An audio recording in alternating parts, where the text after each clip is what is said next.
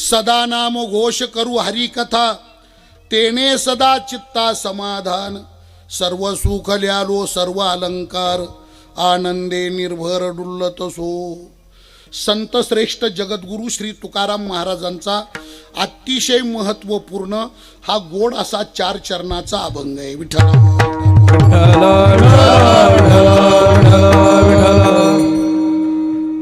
ऐकत रहा. 3 वर्ग पडतात. वर्ग 3 आहे. देव, संत आणि माणसं असे 3 वर्ग आहे. पहिला वर्ग आहे देवाचा, नंबर 2चा वर्ग आहे समाजाचा आपलं संतांचा, आणि नंबर 3चा वर्ग आहे माणसांचा. आता या तिघांमध्ये बघा, भगवंताचं जीवन उद्दिष्ट वेगळं, संतांचं जीवन उद्दिष्ट वेगळं आणि माणसांचं जीवन उद्दिष्ट वेगळं. आता याला थोडं सोप्या शब्दात बोलायचं ठरलं तर देवाचा व्यवसाय वेगळा, संतांचा व्यवसाय वेगळा आणि माणसांचा व्यवसाय वेगळा. अजून तुम्हाला कळलं अशा सोप्या भाषेत बोलायचं ठरलं तर देवाचा धंदा वेगळा, संतांचा धंदा वेगळा आणि माणसांचा धंदा वेगळा. मग आता देव कोणता धंदा करतो, संत कोणता धंदा करतात आणि माणसं कोणता धंदा करतात याचं जर चिंतन केलं तर संतांच्या वाङ्मयामध्ये त्याचं सप्रमाण म्हणजे वर्णन आलेलं आहे. बघा, तुकोबाराय म्हणतात तो देवाचा धंदा, देवाचा तो धंदा. देव सदा सर्व काळ हा धंदा करतो. देवाचा तो धंदा कोणता? युगानयुग या मृत्यू लोकामध्ये अवताराला येणं, नाना प्रकारचे अवतार घेणं, नाना रूपामध्ये अवतीर्ण होणं, निर्गुणाचं सगुण साकार होणं आणि इथं अवताराला आल्यानंतर इथं भक्तांचं रक्षण, दुष्टांचं निर्दाळन आणि धर्माची संस्थापना करणं हा देवाचा धंदा. विठ्ठल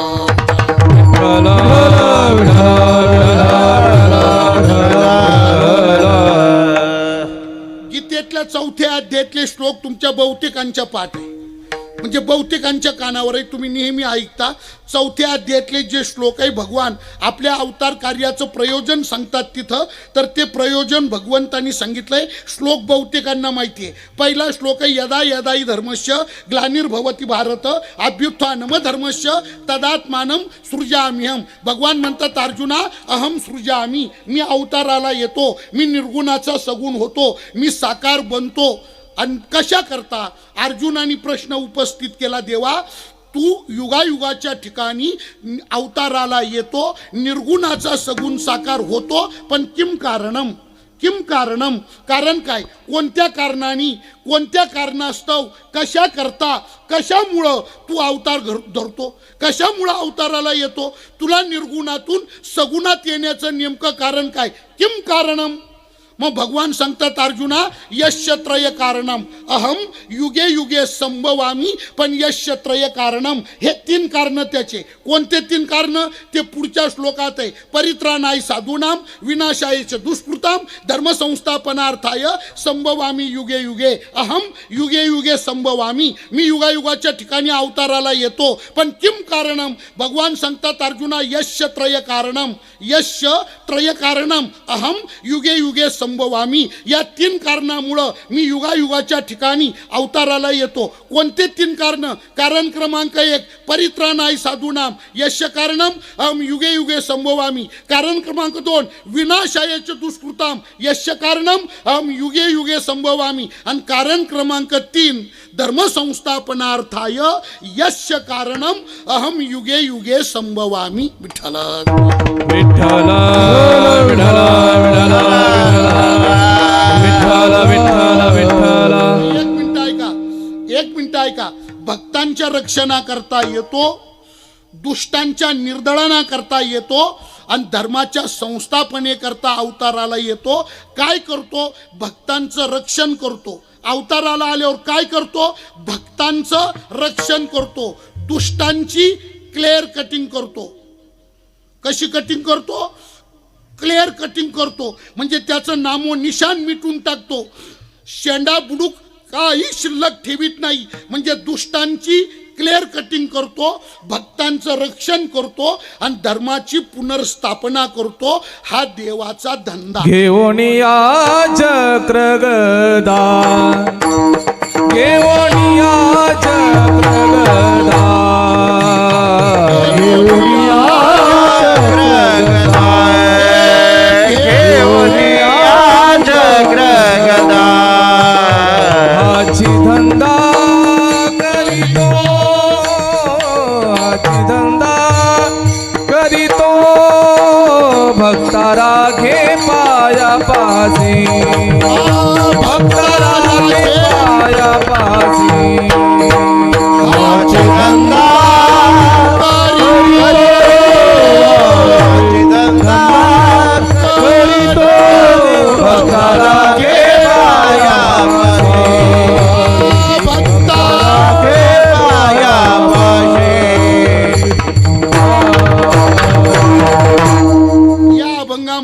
तुकाराम महाराजांनी देवाचा धंदा सांगितला आणि सांगताना काय चकार वापरलाय, चकार. हाची धंदा करीतो पण हाची, हा चकार काय करतो ऐका.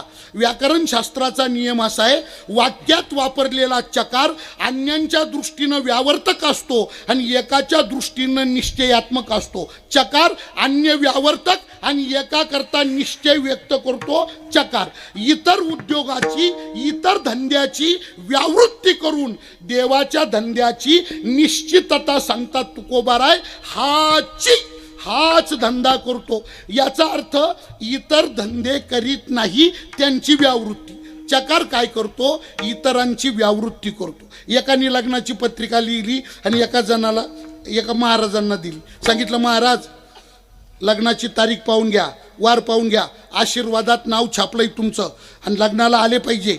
तर महाराज म्हटले 1 मिनिट ऐका. परिसरातलेच महाराज होते. महाराज म्हटले लग्न तिथी फार दाट आहे, त्या दिवशी खूप लग्न आहे, अनेक पत्रिकेत आशीर्वाद छापलेले. आता एक माणूस कुठं लग्नाला जाईल ना, प्रश्नच आहे ना. पण त्याच्यात तरी पण महाराज म्हटले 1 मिनिट ऐका. त्या दिवसभरात लग्नाच्या वेळी येईल ना येईल सांगता येत नाही, पण त्या दिवसभरात मी कधी का होईना तुम्हाला भेटायला येण्याचा प्रयत्न करील. पण एवढंही करून मला जर नाही जमलं तर आमचे वडील येतील, वडिलांना नाही जमलं आमचे चुलते येतील, चुलत्याला नाही जमलं तर मग माझा थोरला मुलगा येईल, म्हणजे थोरला भाऊ येईल, त्याला नाही जमलं धाकटा भाऊ येईल, त्याला नाही जमलं आमचा मुलगा येईल, मुलाला नाही जमलं आमचा पुतण्या येईल. पण कोणी ना कोणीतरी येईल, आमचा गैरहजेरी होणार नाही.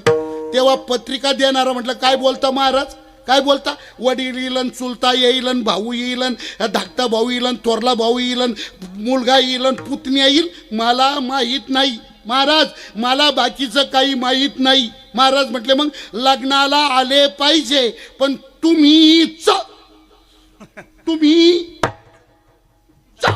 आणि ते तुम्हीच म्हटल्यामुळं बापाही उडाला, चुलता उडाला, थोरला भाऊ गेला, धाकटा भाऊ गेला आणि पुतण्यान पोऱ्यात राहिलंच कधीच गेला. म्हणजे चकार काय करतो, चकार इतरांची व्यावृत्ती करतो आणि चकार एकाच. इलेक्शनचं सांगू का, विठाला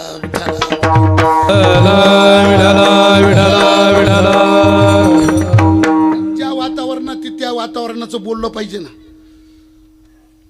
प्रचार चालला होता, आज प्रचार थांबला होता, प्रचाराचा शेवटचा दिवस होता, उद्या मतदान होतं आणि एका जणाकडं 5 जीप गाड्या, 50 पोरं, प्रत्येक जीपगाडीला स्पीकर लावलेला. सकाळी 6 वाजेपासून प्रचाराला भिडायचे. वाड्या वस्त्या खेडे पाडे काय डोंगर दऱ्या जिकडं तिकडं असे दण वातावरण करून सोडायचे. 5 गाड्या एका गावात गेल्या का नुसते गल्लोगल्ली वरडत राहायचे, जिंदाबाद जिंदाबाद जिंदाबाद जिंदाबाद, येऊन येईल कोण, यांच्याशिवाय आहेच कोण, जिंदाबाद जिंदाबाद. दन वातावरण काय पेटवलं राहत आहे, दन्न वातावरण केले. आणि दिवसभर फिरले महाराज. अन्न नाही, पाणी नाही, भाकर नाही, तुकडा नाही. बरं तुम्हाला सांगतो, वडान पावन मिसळण भजन मुरमुरेन शेवण याच्यात काही दम आहे का? त्याच्यावर दिवस निघतो का महाराज? पावामध्ये काय दम आहे? पाव असा खावा तर जीव असा काव काव करीतो. गावात काय राम आहे. संध्याकाळी 6 वाजता एका गावात आले. नेमका तो 50 जणांचा जो मोरक्या, ते गाव त्याची सासूरवाडी, आणि त्या गावात आले. त्याच्या सासूरवाडीचे सासरा, ते मेवणी, सगळे लोक त्याच्या भोवती जमा झाले. आता ते सगळे धुळीनी माखलेले, कपडे कसे तरी तेलकट मेंचट काळकूट झालेले, डोक्यावर धूळ बसलेली, असे बुरके डोके झालेले, तोंड सुकलेले, असे आत वडून आलेले. दिवसभर भाकर नाही, तुकडा नाही, गावगाव घरोघर फिरले. कोणी खाईन. आणि आशांना कोणी जेव घालतं का? नाही, आशांना कोणी जेव घालतं का? ते काही सप्त्याला आलेले का? बसा काडी वडगावची पंगत बस. ते काही सप्त्याला आलेले का? आशांना कोण जेव घालतं महाराज? आणि ते असे चेहरे सुकलेले, भाकर नाही, तुकडा नाही, पोटात भूक मावणं, चेहरे असे आत वडून आलेले, सुकलेले तोंड सुकलेले. येतं का नाही लक्षात तुमच्या? नाही, वाळलेली गौरी पाहिलेली आहे का? ताजा पोह कसा तेजवान दिसतो, नुकताच पोटातून पडलेला ताजा शेणाचा पौ कसा चमचम चमकतो, आणि वाळल्यावर कसा वडून येतो. तुकाराम महाराजांना तेच उदाहरण सापडलं. तुकाराम महाराज म्हणतात फोडिली गोवरी तैशी दिश तोंडावर ओढून आलेली. सासऱ्याने ओळखलं सकाळपासून भाकरीची यांची गाठ दिसत नाही, हे जेवलेले दिसत नाही. सासरा जावयाला म्हटलं पाहुणे म्हटले काय तुम्ही काय करा, गाठी बिठी घ्या, मिटिंगा करा, सभा बिभा घ्या, पत्रका वाटा करा तुमचं. तोपर्यंत मी काय करतो घरी स्वयंपाक करायला सांगतो आणि तुमचं आटोपलं का तुम्ही जेवायला या. सासरा काय म्हटलं जावयाला, पाहुणे आवरा तुमचा प्रचार करा, तोपर्यंत स्वयंपाक बनवतो आणि तुमचं आवरलं तुमचं आटोपलं का तुम्ही जेवायला या. आता जावाई त्याच्यापेक्षा हुशार होता. जावाईने पाहिलं एवढ्या लोकांना देखत यांनी घेतली शायनिंग मारून तुम्ही जेवायला या. पण त्याची परिस्थिती जावायला माहिती होती. जावाई म्हणे हा काय वर तोंड करून सांगतो तुम्ही जेवायला या, माझ्या घरून बाजरी येते तवा याची चूल पेटती आणि हा चालला वर तोंड करून तुम्ही जेवायला या. मग तो जावाई म्हटला मामा तुम्ही नाही, आमचे मामा कीर्तनातले मामा, खरोखरचे मामा नाही, कीर्तनातले मामा, कुंडलिक मामा नाही, कीर्तनातले मामा. विठ्ठला विठ्ठला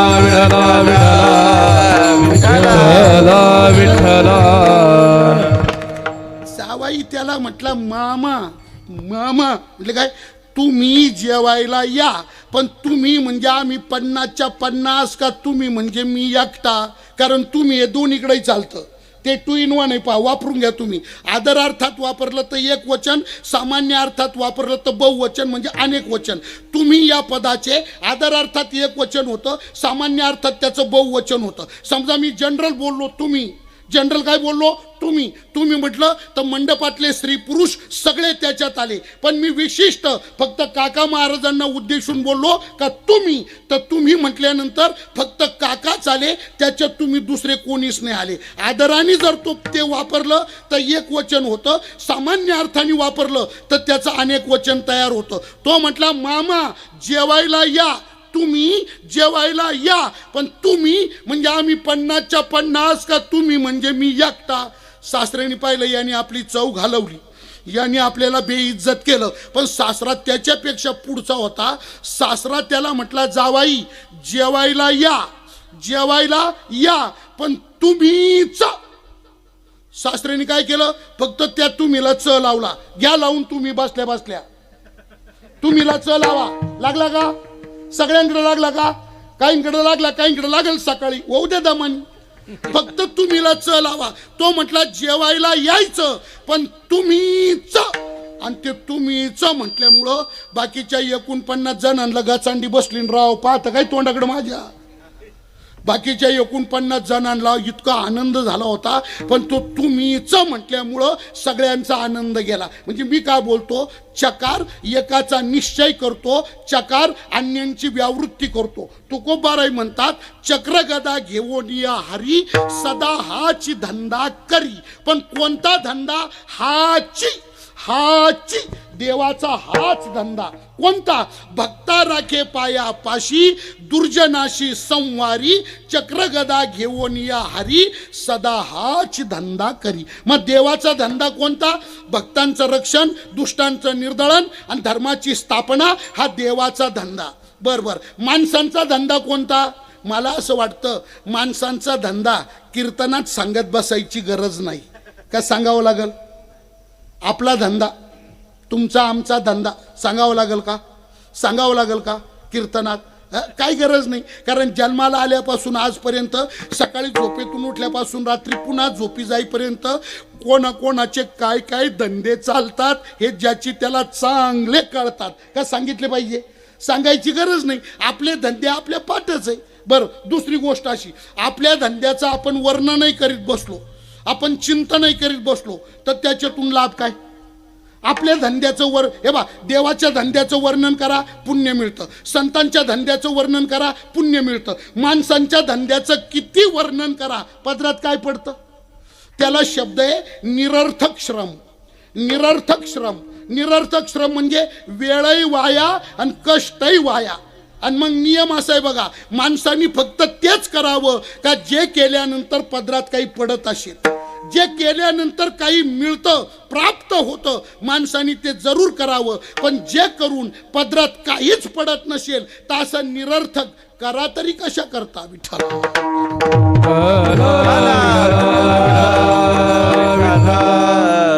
याच्याकरता ज्ञानोबरांनी लय गोड गोड दृष्टांत वापरले. निरर्थक श्रम, निरर्थक श्रम याच्याकरता माऊलींचे दृष्टांत सुंदर आहे. का पहिला दृष्टांत आहे ज्ञानोबरांचा, कणू सांडवणी उपनीला कोंडा जायसा. कणू सांडवणी उपनीला कोंडा जायसा. निरर्थक, निरर्थक. एकाची बाजरी सोंगायला आली, त्यांनी ती बाजरी कापली, सोंगली, त्याच्या पेंड्या बांधल्या, ट्रॅक्टरमध्ये त्या गावात आणल्या, खळं लावलं, त्याच्यावर बैलाची पात फिरवली, कडक जागा केली, शेणानं सारवली, सगळं बाजरी त्याच्या बाजरीचं ट्रॅक्टरमध्ये आणलेलं सगळं त्याच्यावरती टाकलं. मग ते कणस खुडले, बिगर कणसाच्या वैरणीची ती वळाई तयार केली आणि ते कणस जे होते ते मोगरीनी आता हे जुनं यंत्रयुगातलं नाही, हे जुन्या काळातलं आहे. त्यांनी ते मोगरीनी कुठलं त्याच्यावर बैलाची पात फिरवली आणि मग त्याचं जे तयार झालं त्याला काय म्हणतात तुमच्याकडं? मदन. मदन म्हणता तुम्ही? मदन. मदन म्हणजे काय? भुसकट बनग्या आणि धनवट धान्य म्हणजे बाजरीचे दाणे आणि बनग्या या दोघांचं मिक्सचर. त्या मिक्सचरला तुम्ही काय म्हणता? मदन. मदन ना. मग आता ते मदन तयार झालं. हुशार शेतकरी काय करतो? त्यांनी तिवा मांडला, त्याच्यावर उभा राहिला, बायकोला पाठी भरून द्यायला लावली, तिने खालून त्या मदनाची पाठी भरून दिली, त्यांनी वाऱ्याची झुळूक पाहिली आणि वाऱ्याच्या सोयीनं उपणायला सुरुवात केली आणि उपणायला सुरुवात केली तर काय झालं? धनवट बाजरीची रास तयार होत होती आणि भुसकट बनग्या अशा बाहेर जाऊन पडत होत्या, रस्त्याच्या कडेला पडत होत्या, बनग्या बाहेर जात होत्या. धनवटाची ज्ञानोबरांची दुसऱ्या अध्यायामध्ये उभी पण गेली. ती उभी पण पारायणातही गेली असेल काल परवा. दुसऱ्या अध्यायात उभी पण गेली. ती कोणती? भुसबीजी एकवट, उपनितार आहे धनवट. ते तर उडे ते फलकट जाणू आले. फलकट उडे, उपनितार आहे धनवट आणि फलकट म्हणजे फलकट उडत होतं. धनवटाची रास तयार होत होती, हा उपनीतच होता. तिथं एक शहाणा आला, अतिशहाण. काही लय शहाणे राहत होतो,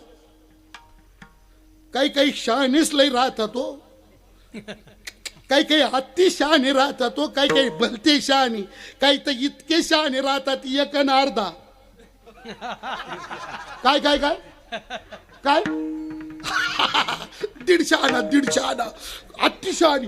काय त्याची काही गेर आपाप सटकतात. क्लच हॉप नाही केला तरी गेअर सटकतो त्याचा. अतिशहाणी. एक 150 आणा तिथं आला आणि हा उपनीत होता. तर त्याला म्हटलं हा हा. उपणणारा म्हटलं काय? तो हा. अरे पण काय हा? अरे हा काय? हा काय? तो म्हटला अरे ज्याच्यात दाणे ते तर कोणी उपनील. हा 150 आणा त्याला काय म्हणतो? ज्याच्यात दाणे ते तर कोणी उपनील. मग ज्याच्यात दाणे नाही ते बनग्या उपन्यात खरीप, ते बुसकट ते उपन्यात खरीप जे आहे. मग तो शेतकरी म्हटला त्या रस्त्याच्या कडाला पडतंय, मांड तिवा उपन तिथं. त्यांनी तिथं दुसरा तिवा मांडला आणि बायकोला म्हटला दे ग पाठी भरून. बायकोन डोकं फिरलं तुमचं. तो म्हटला जास्त आगाऊपणा करू नको, सांगितलं तेवढं काम कर, दे पाठी भरून. आणि तिने पाठी भरून दिली आणि यांनी ते बुसकट उपणायला सुरुवात केली. ज्ञानोबाराय म्हणतात आता सांगा किती वर्ष उपनीत राहिला तर त्याला दाणे मिळतील का? नुसतं भुसकट किती वर्ष उपनलं, दाणे मिळतील का? कणू सांडवणी उपनीला कोंडा जायसा. निरर्थक. नाही कळलं? दुसरं उदाहरण पहा. राखुंडी फुंकिता काय दिपू लागे? एकाला जाळ तयार करायचा, ज्वाळा निर्माण करायची, जाळ तयार करायचा. आणि त्यांनी काय केलं? राखेचा ढिगार आहे, गार मचक पडलेला आहे, 100% अग्नी त्याच्यातलं नामशेष आहे, अग्नी राहिलाच नाही, गार मचक पडलेली राख आहे. आणि यांनी फुकणी घेतली आणि त्या राखेचा ढिगारा फू फू फू लागला तो ढिगारा फुकायला. आता मला सांगा किती दिवस फुकल्यावर त्याच्यातून जाळ तयार होईल? होईल? जाळ होईल का गाल फुगी होईल?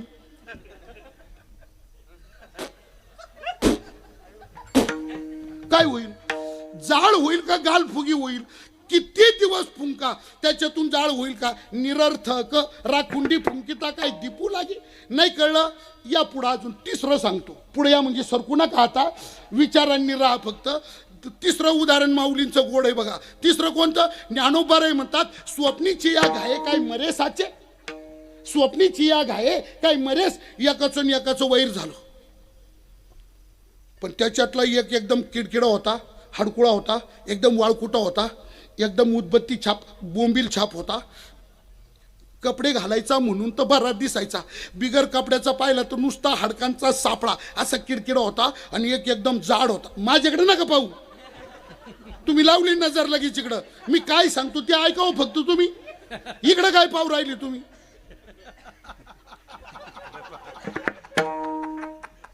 आता काय करावं, जाऊ द्या. मीच आता असं बोलतो कसं माझ्यापेक्षा दुप्पट तिप्पट चौपट 5 पट होता. आता बरं आहे ना. एक एकदम जाडा उंचा पुरा सपुरा बलदंड ताकदवान होता आणि एक किडकिडा होता. आता ते जाडं जे होतं ना ते शांत होतं आणि ते किडकिडं होतं ना ते लई तापड होतं, खूप तापड होतं, तामशी होतं, त्याला दमच निघत नव्हता. पण त्या जाड्याच्या पुढं जायची हिंमत नाही त्या, कारण त्याला माहिती त्या जाड्याने एकच मारली पुन्हा उठायचं कामच नाही, एकच मारली का एकीतच आपलं काम होणार. मग त्याच्या पुढे याची हिंमत नाही. मग तो काय करायचा, साईटला जायचा, आडुशाला जायचा, अंधारात जायचा आणि तिकडंच बायावर करायचं, पाहून घेईल काटा काढील, सोडणार नाही, सोडित असतो का मी, पाहून घेईल सोडणारच नाही म्हटला, कामच दाखवतो तुला. पण असं आडुशाला जाऊन अंधारात जाऊन आणि एक दिवस काय झालं, तो किडकिडा हा जाड झोपला आणि तो जाडा त्याच्या स्वप्नात आला आणि पाहून घेईल म्हणत झोपला आणि तो जाडा त्याच्या स्वप्नात आला. हा म्हटला बरं झालं बच्चामजी, जागेपणी तुझ्या पुढे यायची हिंमत माझ्यात नाही, आता तू माझ्या समोर आला, आता सोडित असतो का, एका दगडात काम करीत असतो म्हटला. आणि म्हणून त्या जाड्याला मारण्याकरता यांनी स्वप्नामध्ये दगड उचलला आणि त्या जाड्याच्या डोक्यात घातला. मग त्या जाड्याचं काही डोकं फुटल, त्याचं काही रक्त निघल, त्याला काय होईल सांगा बरं. स्वप्नीची या घाये काय मरेसाचे निरर्थक. आता आलं का नाही लक्षात? तरी नाही कळलं तर या पुढं अजून एक सांगतो. आता बरं आहे ना, आता तुमच्या माहितीतलं बोलतो, आता ज्ञानेश्वरीतले झाली, आता जनरल बोलतो. काय, एका जणाला हंडा सापडवायचा आहे धनाचा, हंडा मिळवायचा आहे धनाचा, इच्छा काय, हंडा मिळवायचा धनाचा, आणि त्यांनी उकरायला सुरुवात केली नाव्याचा. हंडा पाहिजे धनाचा आणि उकरडा उकरीतो नाव्याचा. सापडल ना हंडा पिवळा माल सापडल ना? कसं काय सापडल? किती जिज्ञासेला पेटा आणि त्याचा उकरडा किती खोल उकरा, त्याच्यात एकच माल कोणता, केस. तुम्ही म्हणा गिरी महाराज का बरं असं? अहो त्याच्यात दुसरं काहीच नसतं, बाकीचं सापडेल कसं? एकच माल, केस आणि केस. आणि लई जिज्ञासेला पेटले आणि त्याच्या खाली गेले आणि खंडीत बदललं. जर खंडीत बदललं तर त्याच्या खाली काय सापडणार, नख, दुसरं काय. आता मी थांबतो. सगळे उदाहरणं 1 मिनिट डोळ्यापुढे आणा. आले का? हा म्हणा ना. मी जेवढे उदाहरणं आता बोललो ना निरर्थका करता, सगळे उदाहरणं डोळ्यापुढे आणा. आले का? हा म्हणा. आले ना? सांगा कोणते. आणि आता ऐका. काय महाराज, धनाच्या अपेक्षेनं न्हाव्याचा उकरडा उकरणं निरर्थक, धनाच्या अपेक्षेनं न्हाव्याचा उकरडा उकरणं निरर्थक, मारण्याच्या अपेक्षेनं स्वप्नात दगड घालणं निरर्थक, ज्वाळेच्या अभिलाषेनं राखेचा ढिगारा फुंकणं निरर्थक, आणि धान्याच्या अभिलाषेनं बुसकट उपडणं जसं निरर्थक, तसं काही पुण्यप्राप्ती करता आपल्या जीवनाचं चिंतन करणं मानवाच्या या सगळ्या उदाहरणांप्रमाणे निरर्थक. म्हणून आपल्या धंद्याचा विचार करायचं काही कारण नाही. माणसांचा धंदा सोडून द्या. देवाचं सांगितलं मला अभंगाच्या अनुषंगाने खरं चिंतन करायचंय, संत जीवनाचं, साधूच्या जीवनाचं, महात्म्याच्या जीवनाचं. साधूचं जीवन उद्दिष्ट काय आहे? त्यांचं जीवन ते मृत्यू लोकात येतात, आयुष्य आहे तोपर्यंत जगतात. या त्यांच्या जगण्यामध्ये नेमकं त्यांचं उद्दिष्ट काय, उद्योग काय, त्यांचा व्यवसाय काय धंदा आहे त्यांचा. मग ऐका, साधूच्या जीवनाचा एकच धंदा, साधूच्या जीवनामध्ये एकच धंदा कोणता? दिनरजनी हाची धंदा, दिनरजनी हाची धंदा, दिनरजनी हाची धंदा,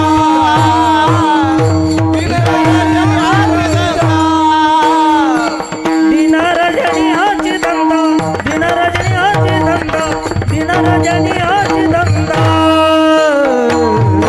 दिनरजनी हाची धंदा, दिनरजनी हाची धंदा, दिनरजनी हाची धंदा.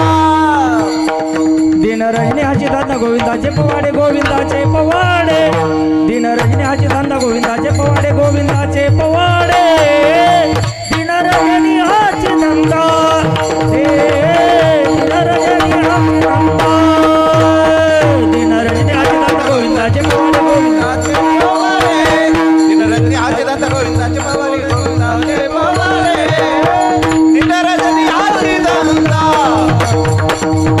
निरजनी हाती धंदा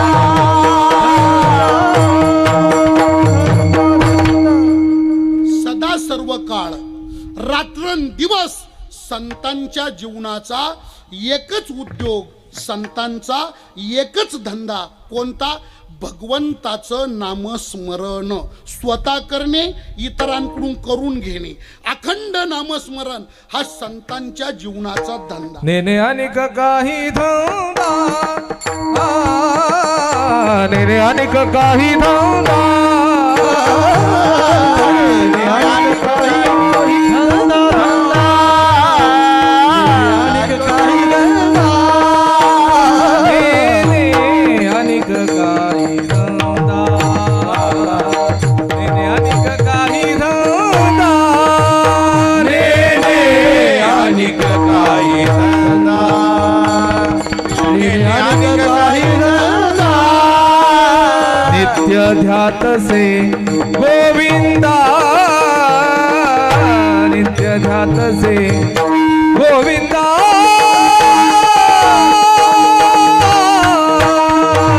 नेने अनेक काही धंदा, नेने अनेक काही धंदा, ध्यात से गोविंदा, नित्य ध्यात से गोविंदा, नेने अनेक काही धंदा, नेने अनेक काही धंदा,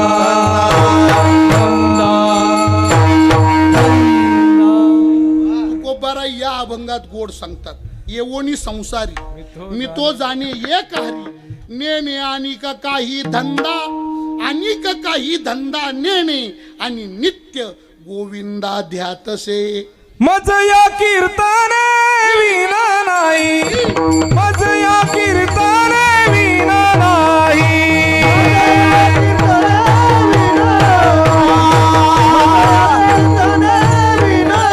कोणी काही जरी केली आचरणे, कोणी काही जरी केली आचरणे,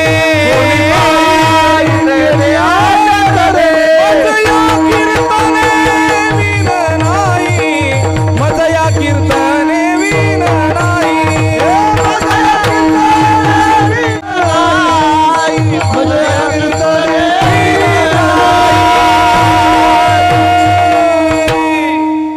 कोणी काही करू दे.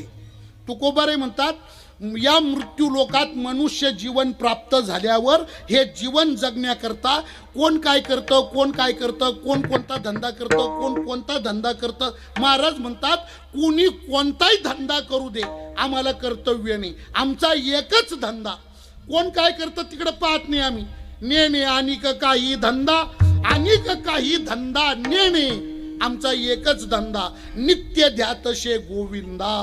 माझ्या मनाला छंद छंद, माझ्या मनाला छंद,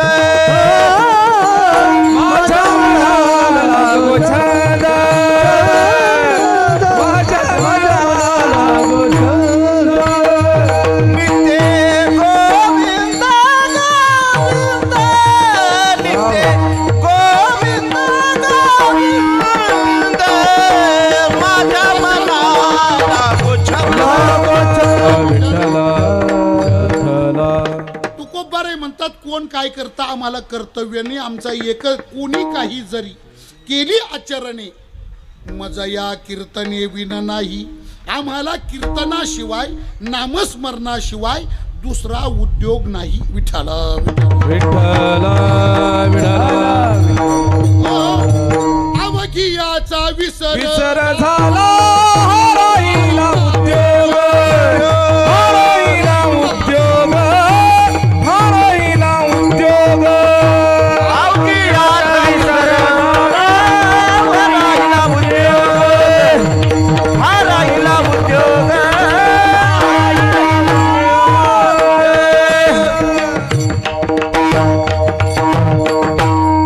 आमचा एकच उद्योग आता हा राही राहिला उद्योग एकच धंदा नामस्मरण. पण एक मिनिट ऐका बरं का. काय महाराज कीर्तन सुरू केलं तसं तुम्ही लावलं धंदा धंदा धंदा. धंदा म्हणजे काय हो? धंदा या शब्दाचा नेमका अर्थ काय हो? कशाला म्हणतात धंदा? हा 2 अक्षरी शब्द आहे. धंदा शब्द किती आहे? 2 अक्षरी. धंदा धंदा धंदा धंदा. धंदा या शब्दाचा नेमका अर्थ काय हो? काय म्हणजे धंदा? तर सोपं आहे बघा, ऐका. काय? एकच गोष्ट पुन्हा पुन्हा करणं तिचं नाव आहे धंदा. परत परत तेच तेच करणं त्याचं नाव आहे धंदा. सातत्याने परत परत तेच करणं याचं नाव धंदा. त्याच्याशिवाय दुसरं काहीच न करणं आणि तेच तेच करीत राहणं याला म्हणतात धंदा. विठ्ठला एक मिनिट ऐका. तुम्ही नुसतं खाऊन झोपच काढीत राहा, काहीच करू नका. काम नाही धाम नाही काय नाही काय नाही. खाल्लं झोपला, खाल्लं झोपला. खाऊन नुसतं झोपाच काढीत राहा तर झोपाळूपणा तुमचा धंदा. बर काही काम धाम न करता आई बापाच्या जीवावर आयतं खाऊन गावामध्ये नुसतं हुंदाडा थिंडा. काम नाही धाम नाही. आई बापाच्या जीवावर 3-3 टाइम खायचं, मोकार गुटके खात गावात हिंडायचं तर आईत खाऊपणा तुमचा धंदा. काही करा, एकच गोष्ट परत करणे. कापडं कापून शिवीत बसले तर टेलरिंग पण तुमचा धंदा. वायरी तोडून जोडीत बसले तर वायरमनपणा तुमचा धंदा. काही किराणा माल आणून असे डबे लावून जर विकत राहिले तर दुकानदारी तुमचा धंदा. एकच गोष्ट करणे. शेतातच काम करीत राहिले कायम तर शेती तुमचा काय आहे? धंदा. सरकारी फॉर्म भरताना धंदा काय लिहिता तुम्ही? सरकारी कामाचे जेव्हा फॉर्म भरता तेव्हा त्याच्यावर राहतं धंदा. आपण काय लिहितो? शेती काम. धंदा शेती काम. या माऊल्या सकाळपासून संध्याकाळपर्यंत घरातच काम करीत राहतात. मग या सुद्धा फॉर्म भरताना त्याच्यावर धंदा काय लिहितात? धंदा घरकाम. धंदा घरकाम. घरातच काम करणं हा त्यांचा धंदा. शेतातच काम करणं हा शेतकऱ्याचा धंदा. एकच काम करणं पुन्हा पुन्हा करणं परत परत करणं त्याला म्हणतात धंदा. विठ्ठला एका जणाची मुलगी उपवर झाली, लग्नाला आली. एकुलती एक मुलगी होती. परिस्थितीने थोडा बरा होता. त्यांनी विचार केला मुलगी द्यायची, लग्न करायचं, मुलगी द्यायची. पण आपल्या परिसरात कुठंच द्यायची नाही. नुसता माजलगाव तालुका नाही तर अख्ख्या बीड जिल्ह्यात पोरगी द्यायची नाही. ह्या जुन्या पाण्या पाहुण्यांमध्ये तर पोरगीच द्यायची नाही. नवीन सोयरा जोडायचा. नवीन सोयरा जोडायचा म्हटला आणि मग स्थळ पाहत फिरला फिरला फिरला नाशिकला आला. 250 किलोमीटर नाशिकला आला. स्थळ पाहत पाहत नाशिककडं त्याला एक स्थळ सापडलं. आणि स्थळ असं होतं महाराज एकदम जबरदस्त स्ट्रॉंग गब्बर सिंग म्हणजे श्रीमंत स्थळ असं होतं बघा. काय 50 एकर जमीन, 50 एकर जमीन बागायती, 50 एकर द्राक्षाचा बाग, 3 कोटीचा बंगला, 1.5 कोटीची गाडी. विशेष म्हणजे एकुलता एक पोरगा.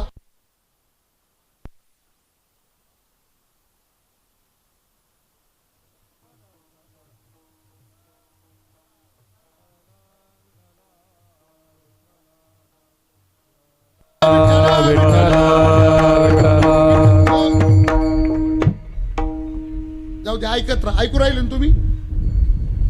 बरोबर ऐकू राहिले ना? बंगला केवढ्याचा?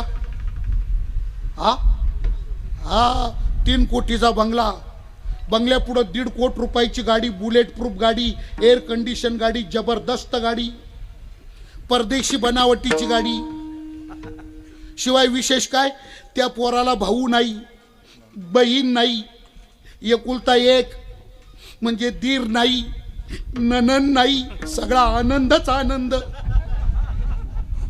तीनच जीव घरामध्ये, सासू सासरा आणि पोरगा. बर पोरगा सुद्धा गोरा गोमटा राजबिंडा. काय विचारू नका, नवरदेव आहे असा पोरगा. पोरीच्या बापाला स्थळ पटलं, प्रसन्नता वाटली. तो मुलाच्या बापाला म्हटलं हे बघा मला तर पटलेलंच आहे, आता काही बाकीचं बोलायचं काम नाही, पण माझी तुम्हाला विनंती आहे वेळात वेळ काढून चिंचवडगावला या. तुम्ही पोरगी एकदा डोळ्या खालून घाला आणि जर तुम्हाला पोरगी पसंत पडली तर आपण पुढचं बघू. आणि ठरल्याप्रमाणे तिकडून 4-5 गाड्या भरून माणसं आले. त्यांनी पोरगी पाहिली. पाहता क्षणी पोरगी त्यांच्या नजरेत भरली. पोरगी तर त्यांना पटली. आता पटली म्हणजे मी म्हणतो महाराज पोरीला तरी काय पाहायचो, पोरगी गोरी पान फुलासारखी छान, नाकी डोळी नीट, सामकं तमकं ढमकं, सुंदर पोरगी, नक्षत्रवाणी पोरगी. काय पोरगी,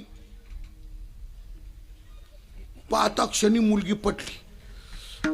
नवरदेवाकडचे म्हटले आम्हाला मुलगी पसंत आहे. नवरीचा बाप म्हटला आम्हाला मुलगा पसंत आहे. पुढचं मग सुपारीचा कार्यक्रम ठरला. त्याची तारीख काढली. ठळक ठळक ठळक ठळक 200-300 लोकांना आमंत्रणं दिली. ठळक ठळक 200-300 लोकांना आमंत्रण दिले. तेवढे लोक जमले. सगळे लोक जमल्यावरती बोला चाली झाली. सगळी बोला चाली झाली. व्यवस्थित बोला. तुमचे मानपान आमचे मानपान, तुमचे फुईचीर आमचे फुईचीर, तुमचे आज्याचीर आमचे आज्याचीर, तुमच्या वरमाया हे सगळं होतं ना तुमच्याकडं. हे राहतं ना तुमचं. तुमच्या वरमाया आमच्या वरमाया हे सगळं बसता. नवऱ्याचं कोणी फाडायचा, नवरीचं कोणी फाडायचा, भांडे कशी घ्यायचे, किती किती घ्याय, फर्निचर काय घ्यायचं, कपडे कसे, सगळं बोलणं. शिवाय नवऱ्याची किंमत, नवरदेवाची किंमत. नवरीचा बाप म्हटला सांगा पाहुणेराव तुम्ही श्रीमंत आहे आम्हाला मान्य आहे, तरी पण तुमच्या पोराची किंमत सांगा. किती बाय किती माहिती ना तुम्हाला? किती बाय किती, किती बाय किती म्हणजे किती लाख आणि किती तोळे, किती लाख आणि किती तोळे, किती बाई किती सांगा. हा ते पण ठरलं. आणि मग लग्न कुठं करायचं, लॉन्सला करायचं का शेतात करायचं, मंडप द्यायचा का कसं करायचं, गोरज मुहूर्ताचं करायचं का स्टँडर्ड मुहूर्ताचं दुपारी करायचं वगैरे वगैरे सगळं बोलणं झालं. जेवणाची मेनू काय ठेवायची आमकं तमकं आणि सगळं झालं. सगळं झाल्यानंतर ते 2 दगडं आणले, 5 सुपाऱ्या मांडल्या, हळद कुंकू व्हायला म्हणजे फोडायची सुपारी म्हटले फोडा. पण तेवढ्यात मुलीच्या बापाची एक गोष्ट लक्षात आली. मेन महत्त्वाची गोष्ट लक्षात आली. मुलीचा बाप म्हटलं थांबा. मुलीच्या मामानी दगड उचलला होता, सुपारी फोडायचीच होती. तर त्या मुलीचा बाप म्हटला थांबा थांबा. नवरीचा बाप म्हटला 1 मिनिट थांबा. म्हणजे काय तो म्हटला त्या नवरदेवाच्या बापाला म्हटला पाहुणे तुम्ही श्रीमंत यात काय वाद नाही, पण माझी एक शंका आहे. श्रीमंतीत आहेच, लक्ष्मी तर तुमच्या घरी पाणीच भरती, त्याच्याबद्दल बोलायचंच नाही. पण मुलगा काय करतो, मुलगा काय करतो, मुलाचा उद्योग काय. आणि मग त्यावेळी नवरदेवाचा बाप म्हटला पाहुणे पाहुणे पाहुणे असं चांगलं नाही वागणं. एवढ्या लोकांमध्ये असं वागणं शोभत नाही तुम्हाला. हा सगळे ऐकू राहिले आणि तुम्ही झोपू राहिले. पाहुणे याच्याकरता आले का सुपारीला, याच्याकरता आले सुपारी फोडायला. पाहुणे हे वागणं बरं नव. विठ्ठला विठ्ठला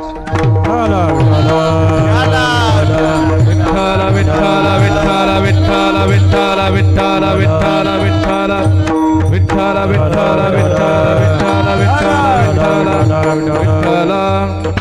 नवरदेवाचा बाप म्हटला पाहुणे अरे हे काही विचारणं झालं का. मुलाचा फार मोठा उद्योग आहे, मुलाला मिनिटाची फुरसत नाही. तो सारखा देत असतो आणि घेत असतो, सारखा देता. आता मुलीच्या बापाने तिथंच विचारायला, तिथंच विचार थांबत येऊ द्या आल्यावर पाहू आहे की लईच आला तर मग घेऊ आवरून आपलं. तर पाहू ना आपण. विठ्ठला विठ्ठला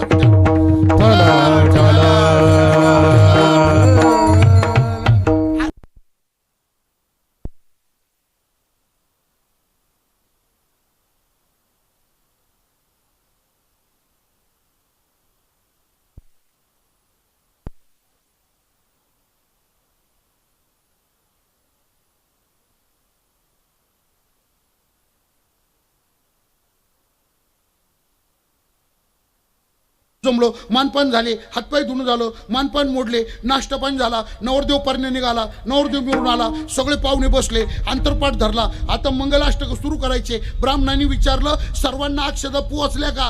अहो हा तरी म्हणा म्हणजे लवकर सुरू करून देतो मग. आणि मग मंगलाष्टक झाले, पंक्ती झाल्या, जेवण खावणं झाले, फळबीळ भरलं, झाल झेंडे घातला, सुनमुख पाहिलं. कुरड्या कुरड्या तुम्ही कुरड्या कुरड्या फोडल्याच पाहिजे. एकामेकाच्या डोक्यावर कुरड्या फोडल्या नाही तर एवढ्या मोला मागाच्या कुरड्या करून तरी काय उपयोग आहे. त्याची नासाडी करण्यातच खर्च वसूल आहे का नाही.